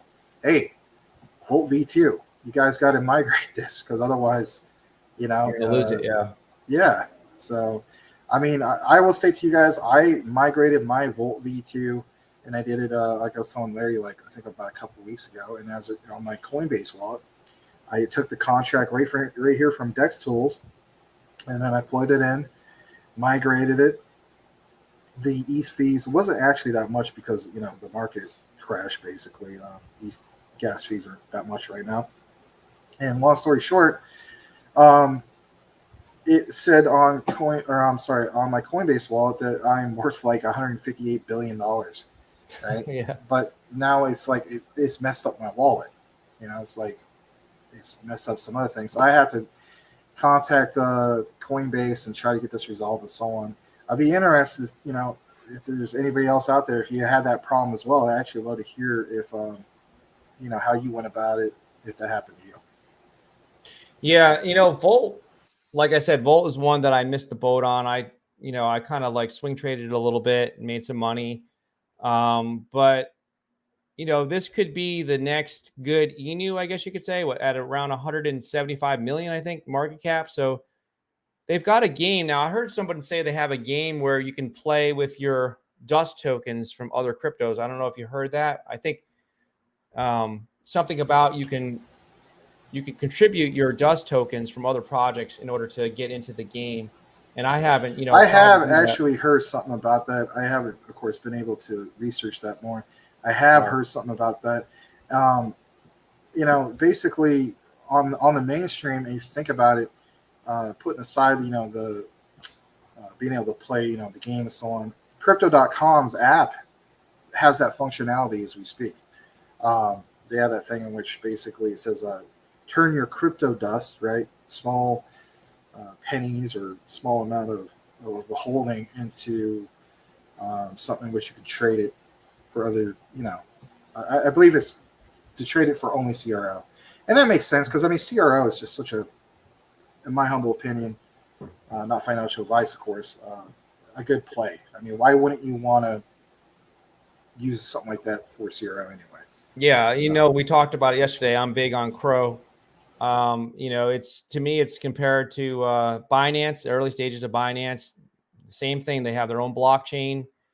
They have their own centralized exchange. So they have the ability to stake. You can use it, their debit card. They have different levels of that. So I think Crow is a very strong project. I will put that up there with, it's definitely a long-term hold for me, like Bitcoin, like BNB, like Ethereum. Crow is right there, right there in my top 5 as far as long-term holds. Yeah, absolutely. I mean, like we talked about the other night, seeing it bypass or surpass, Binance eventually. Especially when you look at the burns that they're doing, and then the math on that, basically. Um, it's not just something that's like, oh yeah, you guys are just saying that because you want to see it go to the moon. No, Right. there is enough evidence to show when you compare where Binance was, where Binance currently is, the volume, especially, and just the marketing alone, and of course, obviously the burns. There's quite a bit of evidence to support that. It's not just hearsay or, no, you guys just want to see it go to the moon. Well, of course, we want to see everything go to the moon, but it's more than just that. There is quite a bit of evidence, not just mainstream influencers and so on. There's literally Right. people who have analyzed it and said, you know what, this makes sense. Look at this. Look at the chart. Zoom out. Look at the multi-year play. So for me, it's just like, yeah, I'm not looking to sell any more CRO.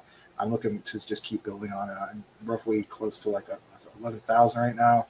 For me, I'm going to be holding on to my CRO for, I don't know, probably like 5 or 6 years. I mean, Crow for B, just from a common sense standpoint, just stands out to me because of the name and the marketing. So you got crypto.com. I mean, that's a home run when it comes to branding. I mean, it says exactly what it is in the title or in the Right. name for the website. And the marketing, I mean, with the Super Bowl and, they got the naming rights to the Staples Center, right? And it's now called crypto.com Arena, right? Where the Right. Lakers play. So they're doing a lot, they're spending a lot of money on marketing, and that's where it's at. We talked about that last night, that you can have the greatest project in the world, but if you don't have the marketing behind it, no one's going to know about it. I think Max just rugged his connection. No, I Did you rug didn't. your Just a connection, second. Max? You rugged your video. No, I didn't. I was trying to fix this chair, and I didn't want to make it be a distraction. Oh, okay. So, No, you're this fine. is an office chair from my old work, and sometimes it kind of has issues with the back. But anyway. No, you're cool. So, yeah. So what do you want? Where do you want to head from here? Well, actually, if we had time, something I wanted you to do is go to Shiba Swap, believe it or not. Okay.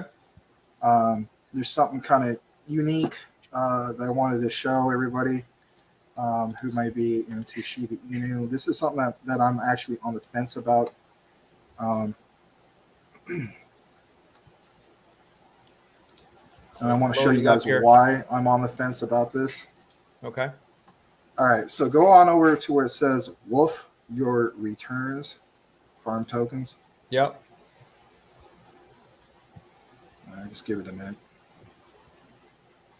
All right, so for instance, guys, I own 2 leash, not like a fraction of it. I actually just own 2 leash, just outright.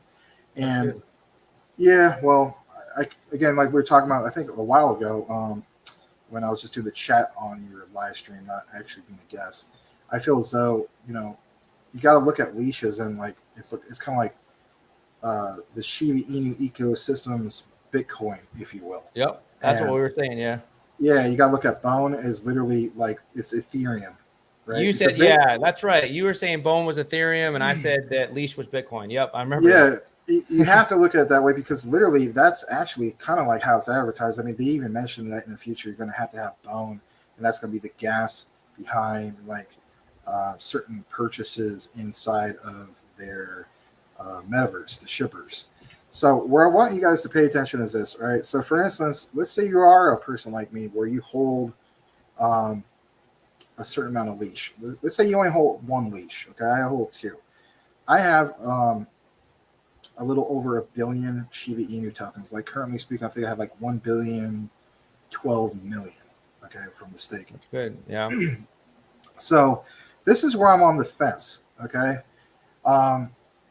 And that is this. As you can see right here, it says you can earn 58.14% if you pair these together, like you see right here, your Right. leash and your shib, and you lock this up, and the lock, I believe, is for at least 6 months. And of course, the APR is based on what?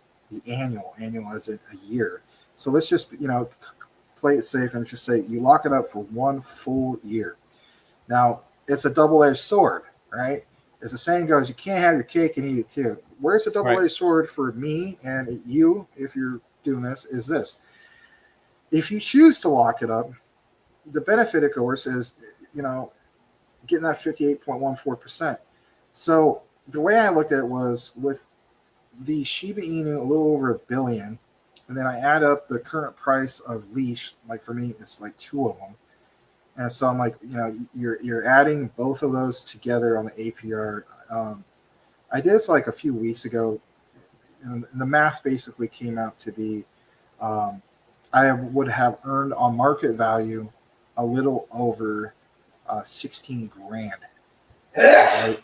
And that sounds very, very appealing. That's right? for 1 year, Max. If you would have earned 16 grand, Based on the figures I got from about 2 weeks ago. Again, the math is going to be different now because it's gone down and so on. Just like the math could be different when this thing pumps a little bit. But the point being is the math I came up was if I chose to do that about 2 or 3 weeks ago, it would have been about 16 grand when you added the 2 leash I had combined, pairing with the ship. So that was very appealing because, for one, I'm doubling my position of my ship. Okay.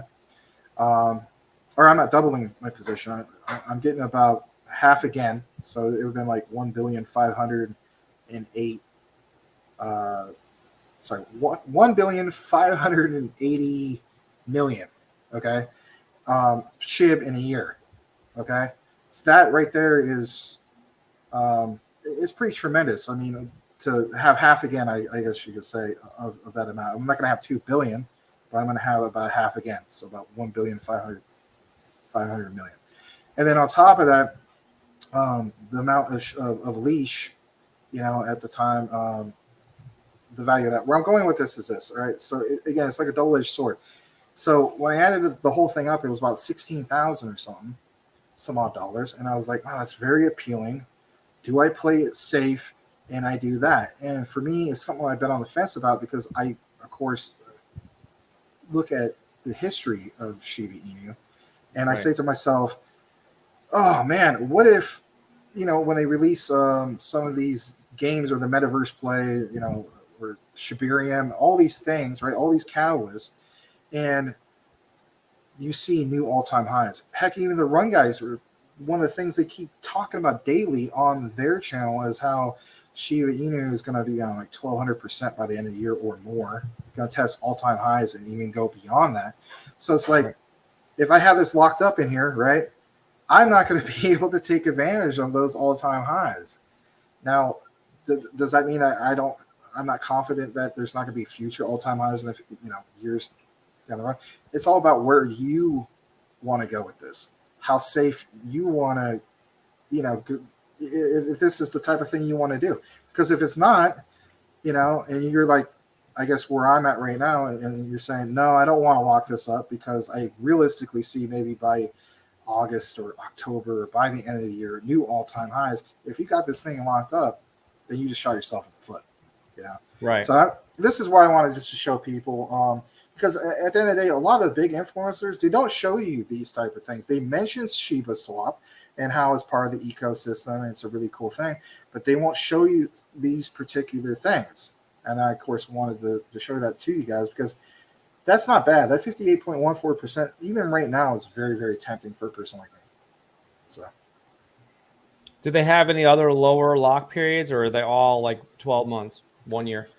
No, the lock period is 6 months. I just base it on the year because, I mean, if you're going to get that 58.14%, right, that's based on a whole year. Based on a yearly, yeah. Yeah, so if you want to take it out early, then you're going to get half of that. So it's only for 6 months then? As far as the lock. As far as like when I said that, was it the 16,000 based on a few weeks ago? Right. So I imagine, if you did at the 6 month mark, it'd be half of that. But again, what are we basing this on? We're basing this on the current market value of today. Right. Who's to say that this thing, by then went up a crazy amount? So again, it is literally your cake and eat it too. I mean, if a person locked this up and you caught fire of Shiba Inu just caught fire and went to all-time highs, and let's face it, leash is a great compliment. I've seen time and time again, for those who hold SHIB and seen all-time highs, usually the other coins are affected too. Bone's affected, leash is affected, right? So you could luck out where it's like, man, you have this, you could do like a double whammy, right? But that's taking a big chance. And so where I say I'm on the fence, because literally I am on the fence. I mean, if we can continue to see things go down, consistently do that, then yeah, this would be very appealing, right? There were two reasons why I bought leash. Number one was because of the limited supply at the time. I mean, it obviously doesn't change. It's whatever it is, like maybe 121,000 tokens or something like that. The limited supply. And then also I bought it because I was trying to get a Shiboshi. I don't know if you tried to get that Shiboshi NFT. And, right. You need to have leash for that. Right. And I wound up losing my gas fees on that. And people, I think it was sold out in like 34 minutes, like the 10,000 Shiboshis, but I haven't looked at them too much. I think, I don't know what the floor is. Maybe it's a half a ETH or an ETH, but I think that down the road, those Shiboshis, the first generation there, are going to really be worth something, especially if they're able to use them in the AAA video game that they're trying to develop. Yeah, I mean, at the end of the day, I mean, it's like, you guys, they're always talking about, I should say the naysayers are always saying, Shiba Inu doesn't have any utility. Those people have not obviously done their research. That's just my general attitude. Right. If you're going to look at the Shiba Inu ecosystem and say to me that leash doesn't have utility, then you have never researched Shiba Inu. And I don't even want to, I hate to say that, act like I'm, just dismissing them. But in a way, yeah, I'm going to dismiss that because it tells me that you don't know what you're talking about. At the end of the day, leash is the utility behind it. So is bone. And you have to, like for instance, what Larry is doing, you want to get a Shiboshi, you had to have a certain amount of leash. It wasn't, if I'm not mistaken, you didn't have to own a full leash, right? You had to have a certain sliver or portion. I can't remember at the time. It might have been like $500 to $700 worth of leash. I don't remember. My memory's a little fuzzy on it, but I don't think it was a full leash. Right. But at the end of the day, I mean, it's just like, that's the utility right there. You have to have leash in order to get such and such and such and such. And so, again, great things are happening with SHIB. I just think, again, please, by all means, I mean, I'm not begging anybody. You can do what you want. Take a look at my channel. My channel is literally focused a lot on covering certain crypto metaverse projects in which fly under the radar. As popular as Shiba Inu is, and it's super popular, huge, massive following, great community, right? This is something, in my opinion, that flies under the radar that big influencers simply just don't cover it for whatever reason. I don't know why. Well, so what do you think long term? What's the better investment? Not financial advice, of course. Bone or leash? Like, what would you rather hold? I'm going to say, oh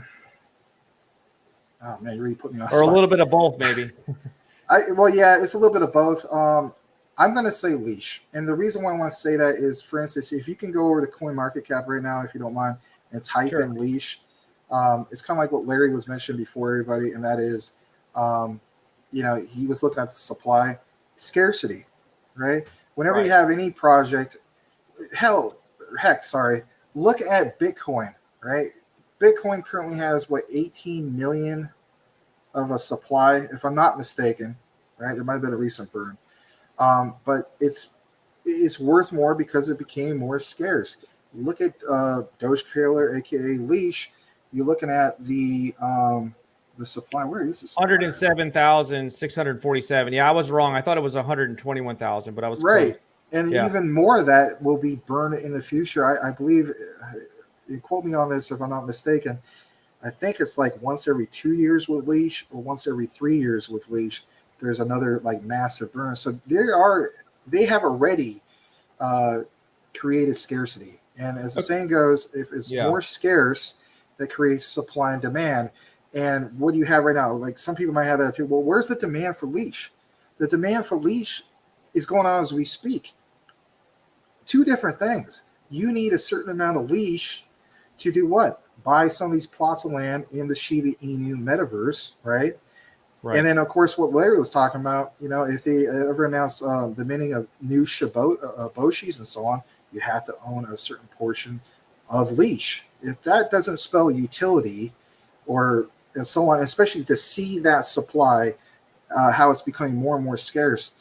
Yeah, to me, to answer your question, yes, it would definitely be leash. I definitely see that going further. So yeah, I agree with you. I think my theory with leash is between the AAA video game that Shiba Inu is developing and also their Shibverse, I think they call it, their metaverse, and you look at the market cap of Shiba Inu, I'm thinking with leash and the limited supply and the utility because of those two things, I don't see any reason why in the future that leash couldn't get to $1 billion market cap, that it could like basically 10x from here. Because no, that's very realistic. There's been other people who've stated, and this is not just influencers. This is just people like you and me. And they stated that they realistically see this going anywhere from 50 to 100,000. I know that sounds crazy, right? Yeah. It just sounds absolutely nuts. But I'm not talking about in recent years. I'm not talking about like this is going to happen at the end of this year or next year. Right. Realistically, maybe by like 2030 or something like that. And that's not too bad. I mean, if you compare, was it 2030 is only like under 8 years away. It could happen before then. For me personally, I'm holding on to my leash until it hits like 50,000, and then I'm cashing on because that's an extra $100,000 right there. So I mean, it's on sale right now, but if you look at the market cap of Shiba Inu at 12.8 billion, and then say to yourself, can leash get to 1.2 billion, like 10% of the market cap of Shiba Inu? I think it can. I mean, look at the supply of Shiba Inu right now. A lot of people are a little bit upset in the Shiba Inu community that Shiba Inu is not going to be that main token with utility, with the burns and stuff like that for the video game.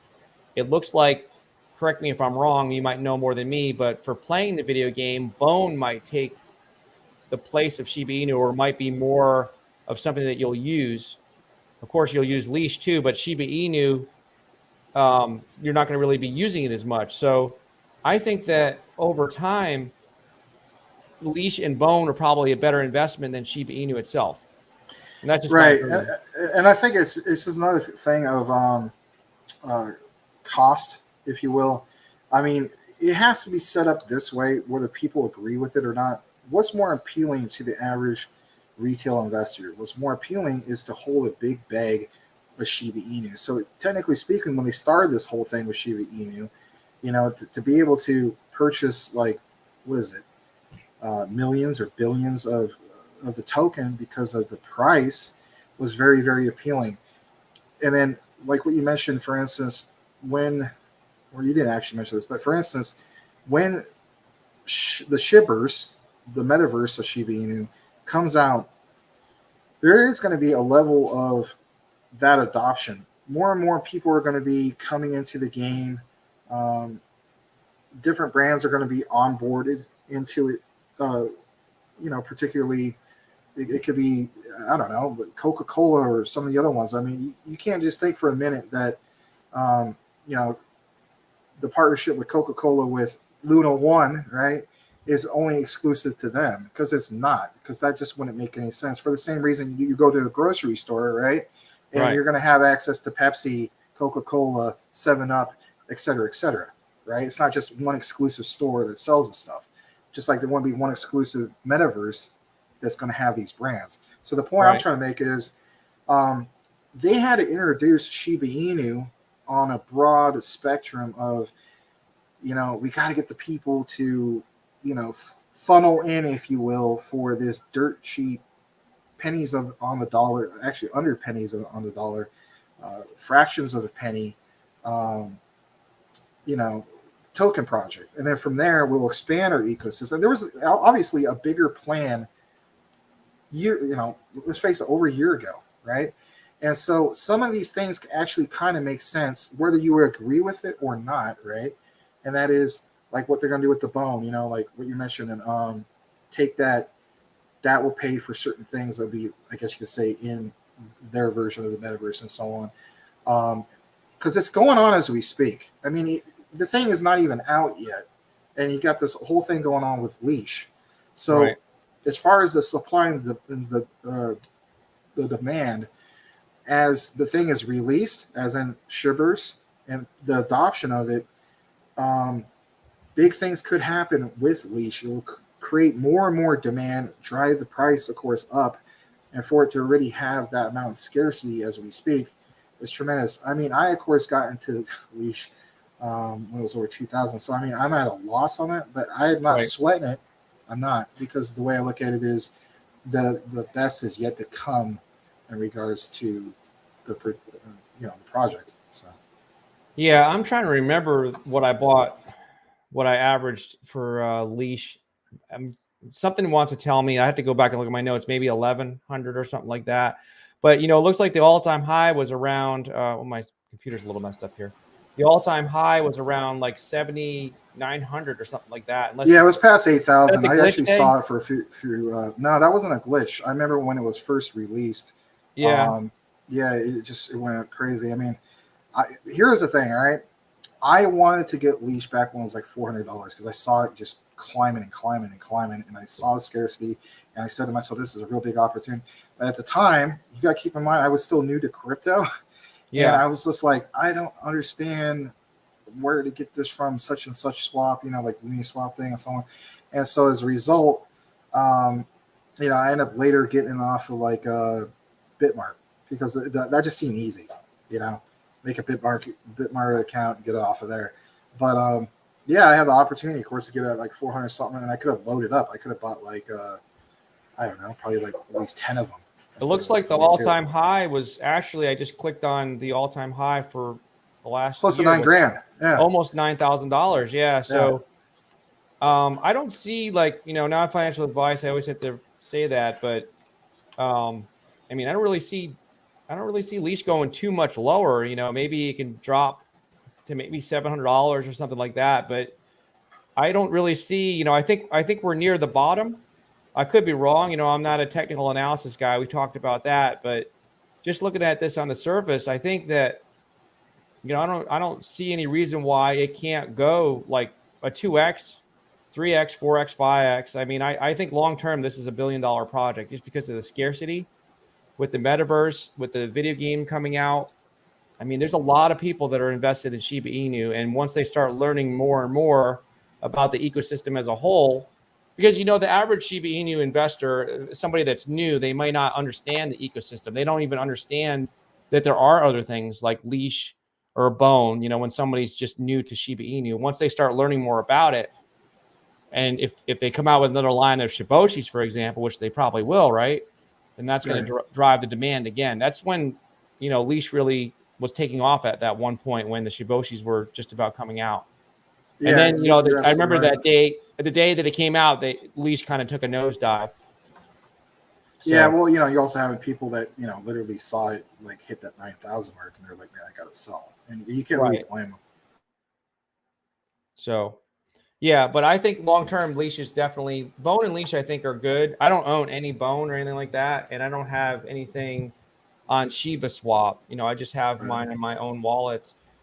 So, but that is something long-term I'm going to look into.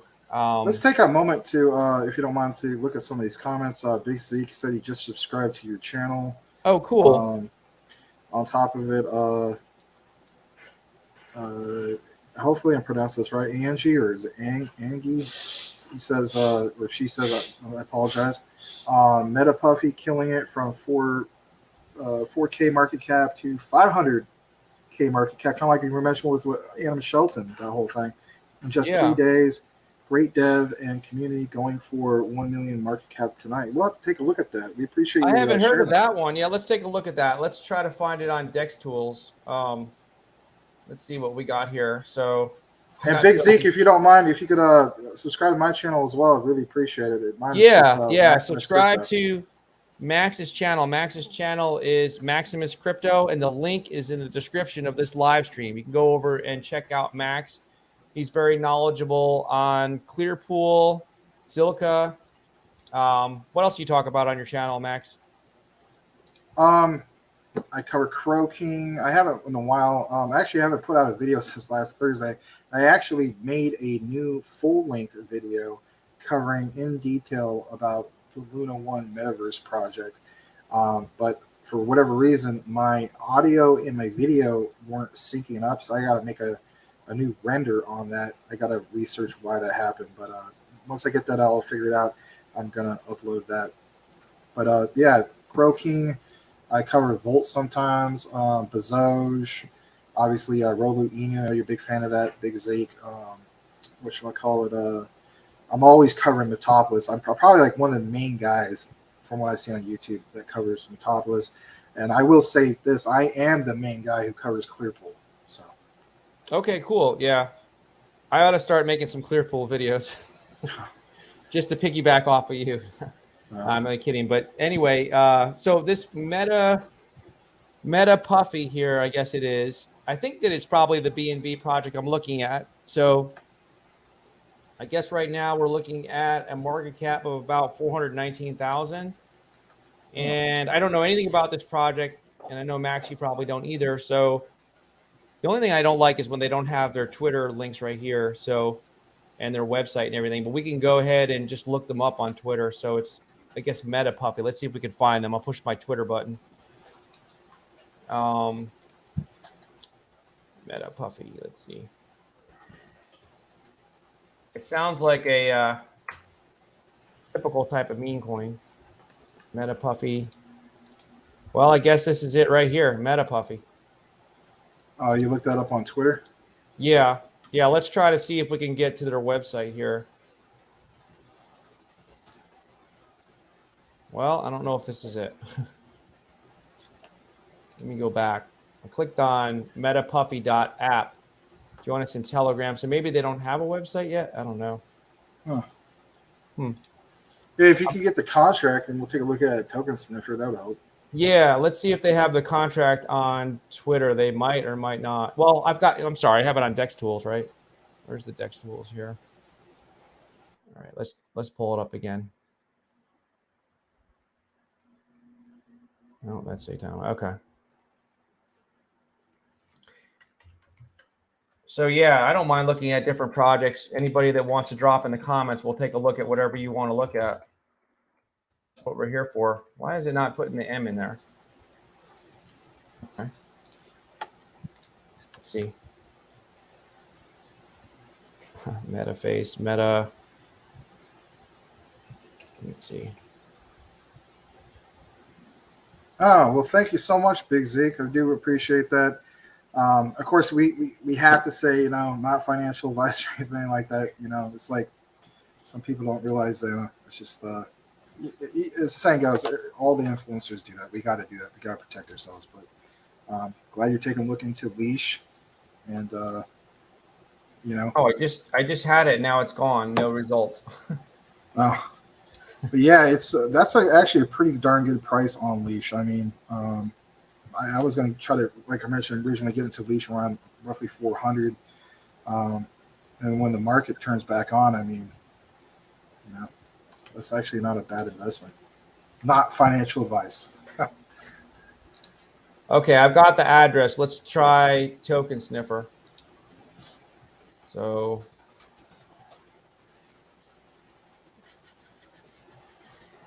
I'm going to paste the address in there. Okay. Meta Puffy. Here we go.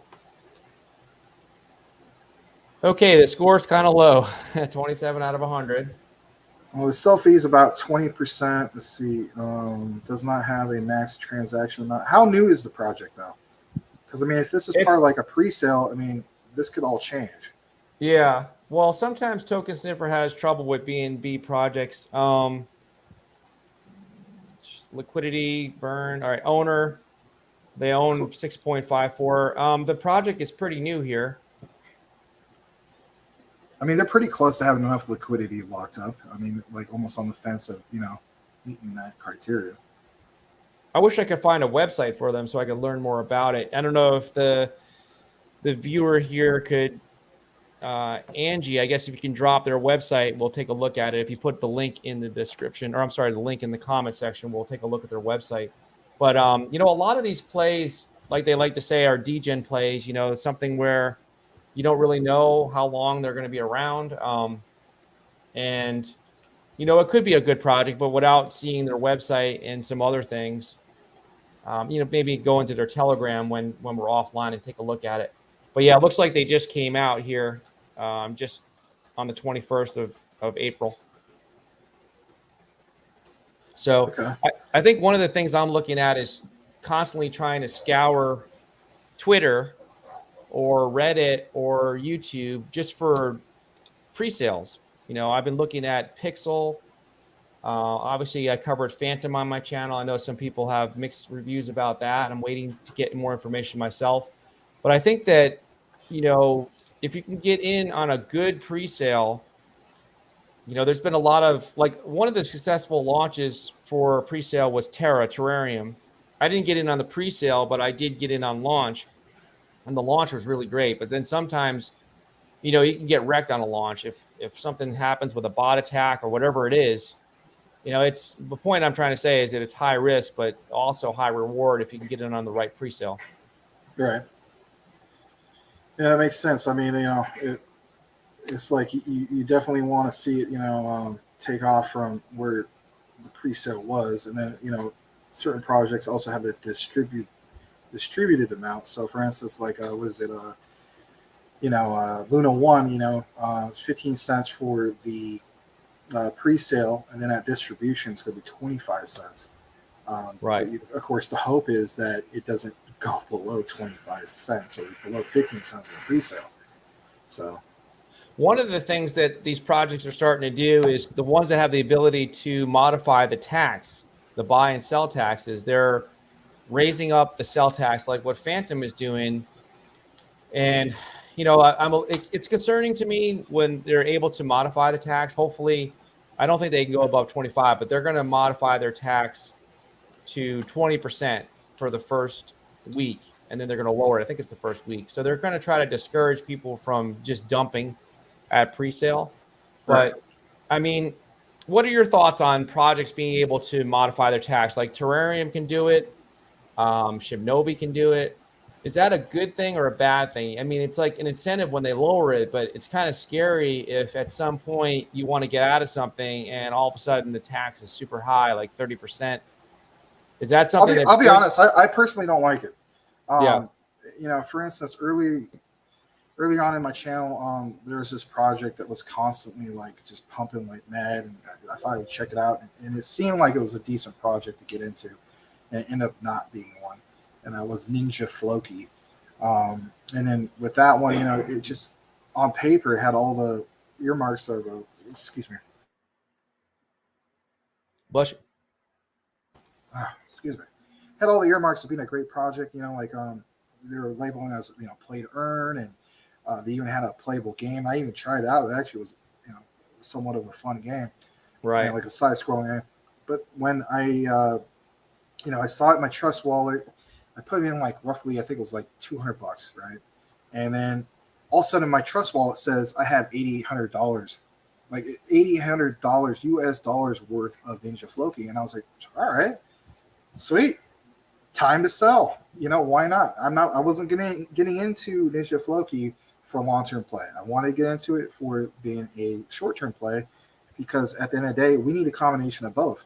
I think that's what's the problem right now with a lot of these crypto projects is we have tons of long-term things going on. At the end of the day, we got bills to pay and so on. We need some short-term plays. It's a combination of both. So I said to myself, wow, all right, well, I'm going to make like $8,600 off of this $200 investment. So I went to go to sell, and guess what happened? Literally like 95% tax to sell it. And I was only going to profit like $300, and I couldn't believe it. I was so angry about it. And so when I went to go sell, then, you know, I found out, you know, later that it basically not a rug pull on paper, Right. but a different form of a rug pull, because what's going on is the dev was able to set it up in which his team can dump their position, even though on, like, for instance, Token Cipher, it said that, you know, the liquidity was locked up and so on, but they can manipulate it in which it's only temporarily available to them to dump, I guess, such and such amount of their position at such and such time, like super late at night and whatnot. I just thought it was nuts. So I said, what am I going to do about this? I want to make a profit on this thing. And as crazy as it sounds, I might be one of the few people out there who can honestly say I actually made money on a scam, a pump and dump. And what I did was I noticed on the charts that they had these crazy, like, we're talking like 8,000% increase daily on CMC, would say that. So I said to myself, all right, I'm going to wait for this thing to go up to like this crazy amount. And even if I get charged like 90, 95%, it's all right. I still will make somewhat of a profit. Long story, I even cover this on my channel. I have 2 videos to show it. I even have proof it shows a scam. But at the end of the day, I end up profiting, like, I think it was like another $200 or $300 on basically a scam.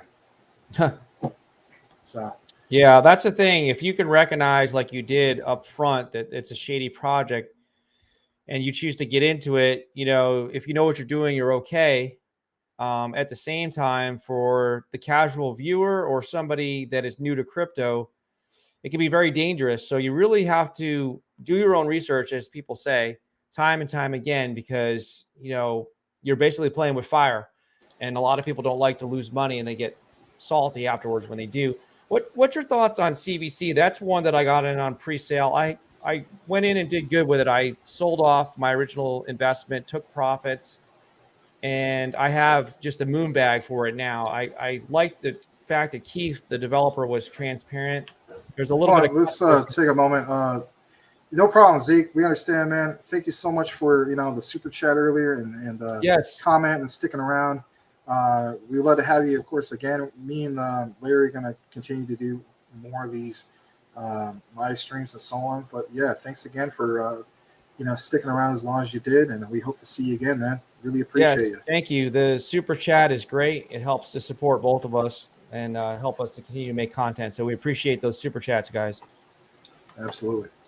So yeah, so CVC was one where, you know, there were some issues surrounding the developer with the liquidity and stuff like that, and that's what caused it, I think, to drop. But they had, you know, he has a real project right out of the gate, and they had Bitmark already signed up a contract with Bitmark to get listed, or a listing agreement, I guess you could call it, with Bitmark before, you know, during the pre-sale even. So this is one of those ones that has utility. It's kind of like a competitor, early stage competitor for CoinMarketCap. But you didn't get in this one, CVC? No. Oh, I lost your audio. Your audio is on mute. Oh, sorry about that. I was still muted. That's okay. No, I didn't get into it. It was just one of those things, like, you know, I'm into so many different crypto projects that, you know, yeah, like just didn't have time. Probably not as much as you, but like, I think it was like roughly like, I don't know, 35 or 36 different projects, and yeah, it's just at the point where it's just I have to really narrow it down to, you know, just that, narrowing it down, because it's just like I can't be into everything, you know.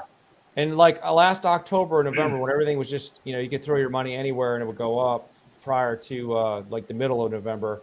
Oh yeah, you could literally take a dart and just close your eyes and throw I was almost thinking about making a video like that. Yeah. In fact, I bought like a new dart board just as a joke.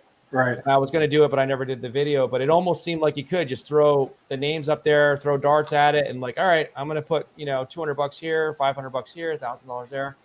But, you know, it's like I got myself spread out too much, where now it's like, you know, over time just pared down, got into too many projects because it's hard to keep track of. And a lot of them are just, you know, basic meme coins. Did you get into, let's just go through some of the ones that I'm in. And you, again, just let me know when you have to wrap things up, and we will, because we're up at 2 hours. So you just let me know. Actually, I'm going to wrap this up in about, I don't know, about 5 or 10 minutes. I want to be able to catch the end of that Suns game. So yeah. I know you're a big basketball fan. Go Phoenix Suns anyway. There you go. Banana Task Force Ape. Did you get in that one? No, I did not. I heard about Okay, it, but I didn't get into that. so the interesting thing they did with that was they've got some real utility, NFTs and that sort of thing. But what I wanted to point out was the pre-sale. Now, I tried really hard to get into pre-sale, and it was sold out in seconds because the market or the hard cap was only 40 Ethereum. And so there was a lot of hype around it. I actually did a promotional video on my channel and it just sold out. I did get in on launch, did the same thing, made a profit, took out my original investment, got a moon bag left in there. But I like the idea compared to some other projects. Now, CBC had like 1,500 Ethereum.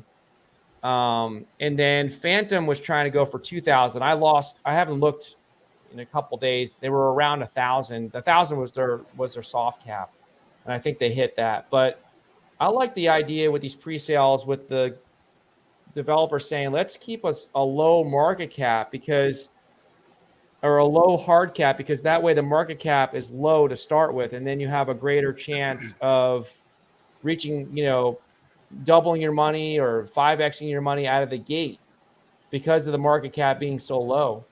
Whereas, with some projects, if you're starting out with $2, $3, $4, $5 million, it may take, it might be a little harder. Like, bring up that strange Inu where they started with $4,000. I mean, that's whoever, I guess Adam Sheldon was the first to get in that. But, if you're lucky to get into something very low, because, to go from 4,000 to 1,000,000 with these type of projects is not, not a big stretch really. No, it isn't. And, for those who can actually get lucky, because let's face it, a lot of it is it's just luck, trying to, find those projects that are going to be the low cap and then just watch that explode based on like where you came in, whether it's on the first day, second day, and so on. And then, boom, that market cap goes up big time, and that affects you, of course. So.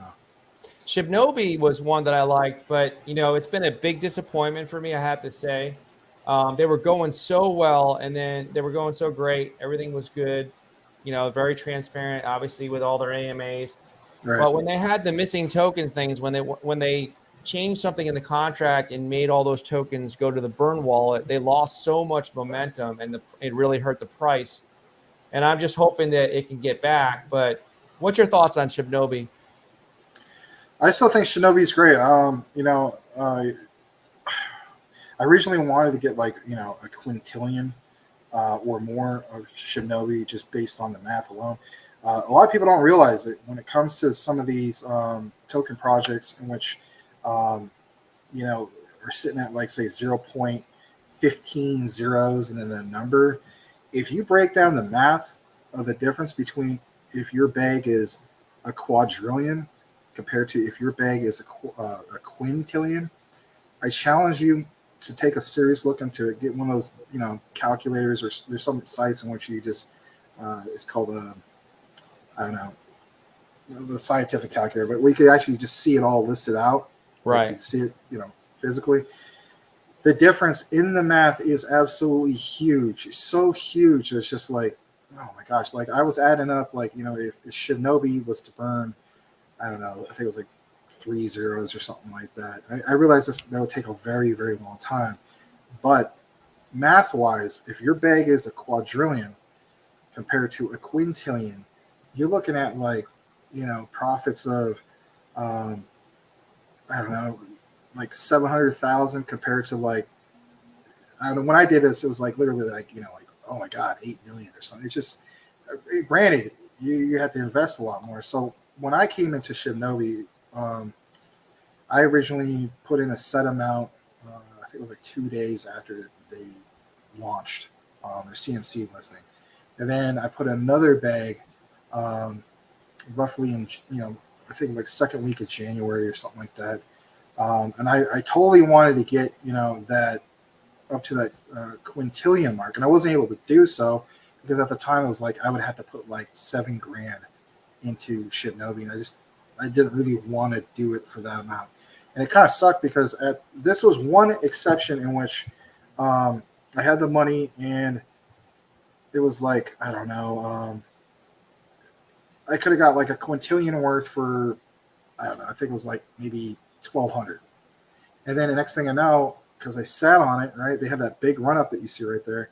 And then I wasn't able to get that amount because I was like, well, I'm just going to wait for the dip. Well, I invested, of course, in a bunch of other projects and so on. It just, my money went elsewhere. But I said to myself, I want to get involved in a project in which I could put in a quintillion. And then, of course, next thing you know, Shiba Doge came around, and it was just like, wow, all right, I could finally get that quintillion, right? Because this project is 0.15 zeros in the number, and I could do it for like roughly less than $500. So I did that route, and I basically, with the reflections with them, I have, I think, a little over 2 quintillion of the Shiba Doge.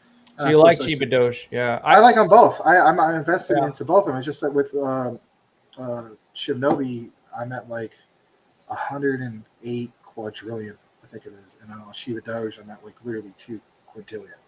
So I didn't get in early enough on either one of those projects. I do hold bags of both of those.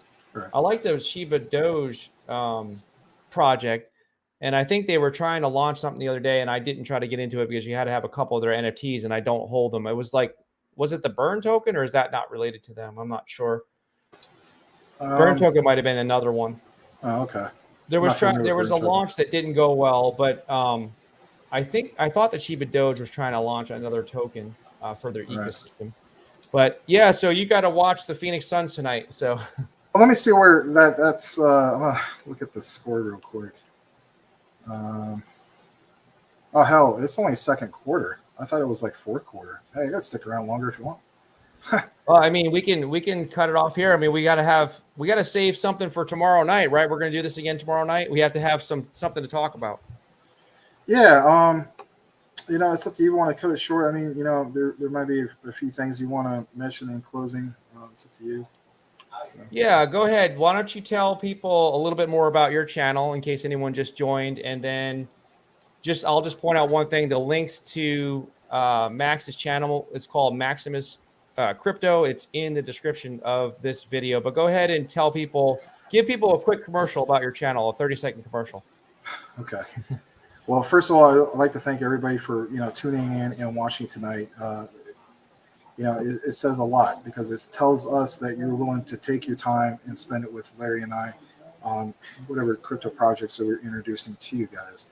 On top of that, as far as my channel, again, I would love to cover, of course, Shiba Inu every day or Saitama and all those other things. For me personally, I thought it was a little bit too saturated. So what I do is I like to cover projects that to me seem like great projects that may fly on the radar. So one in particular, of course, is Clearpool.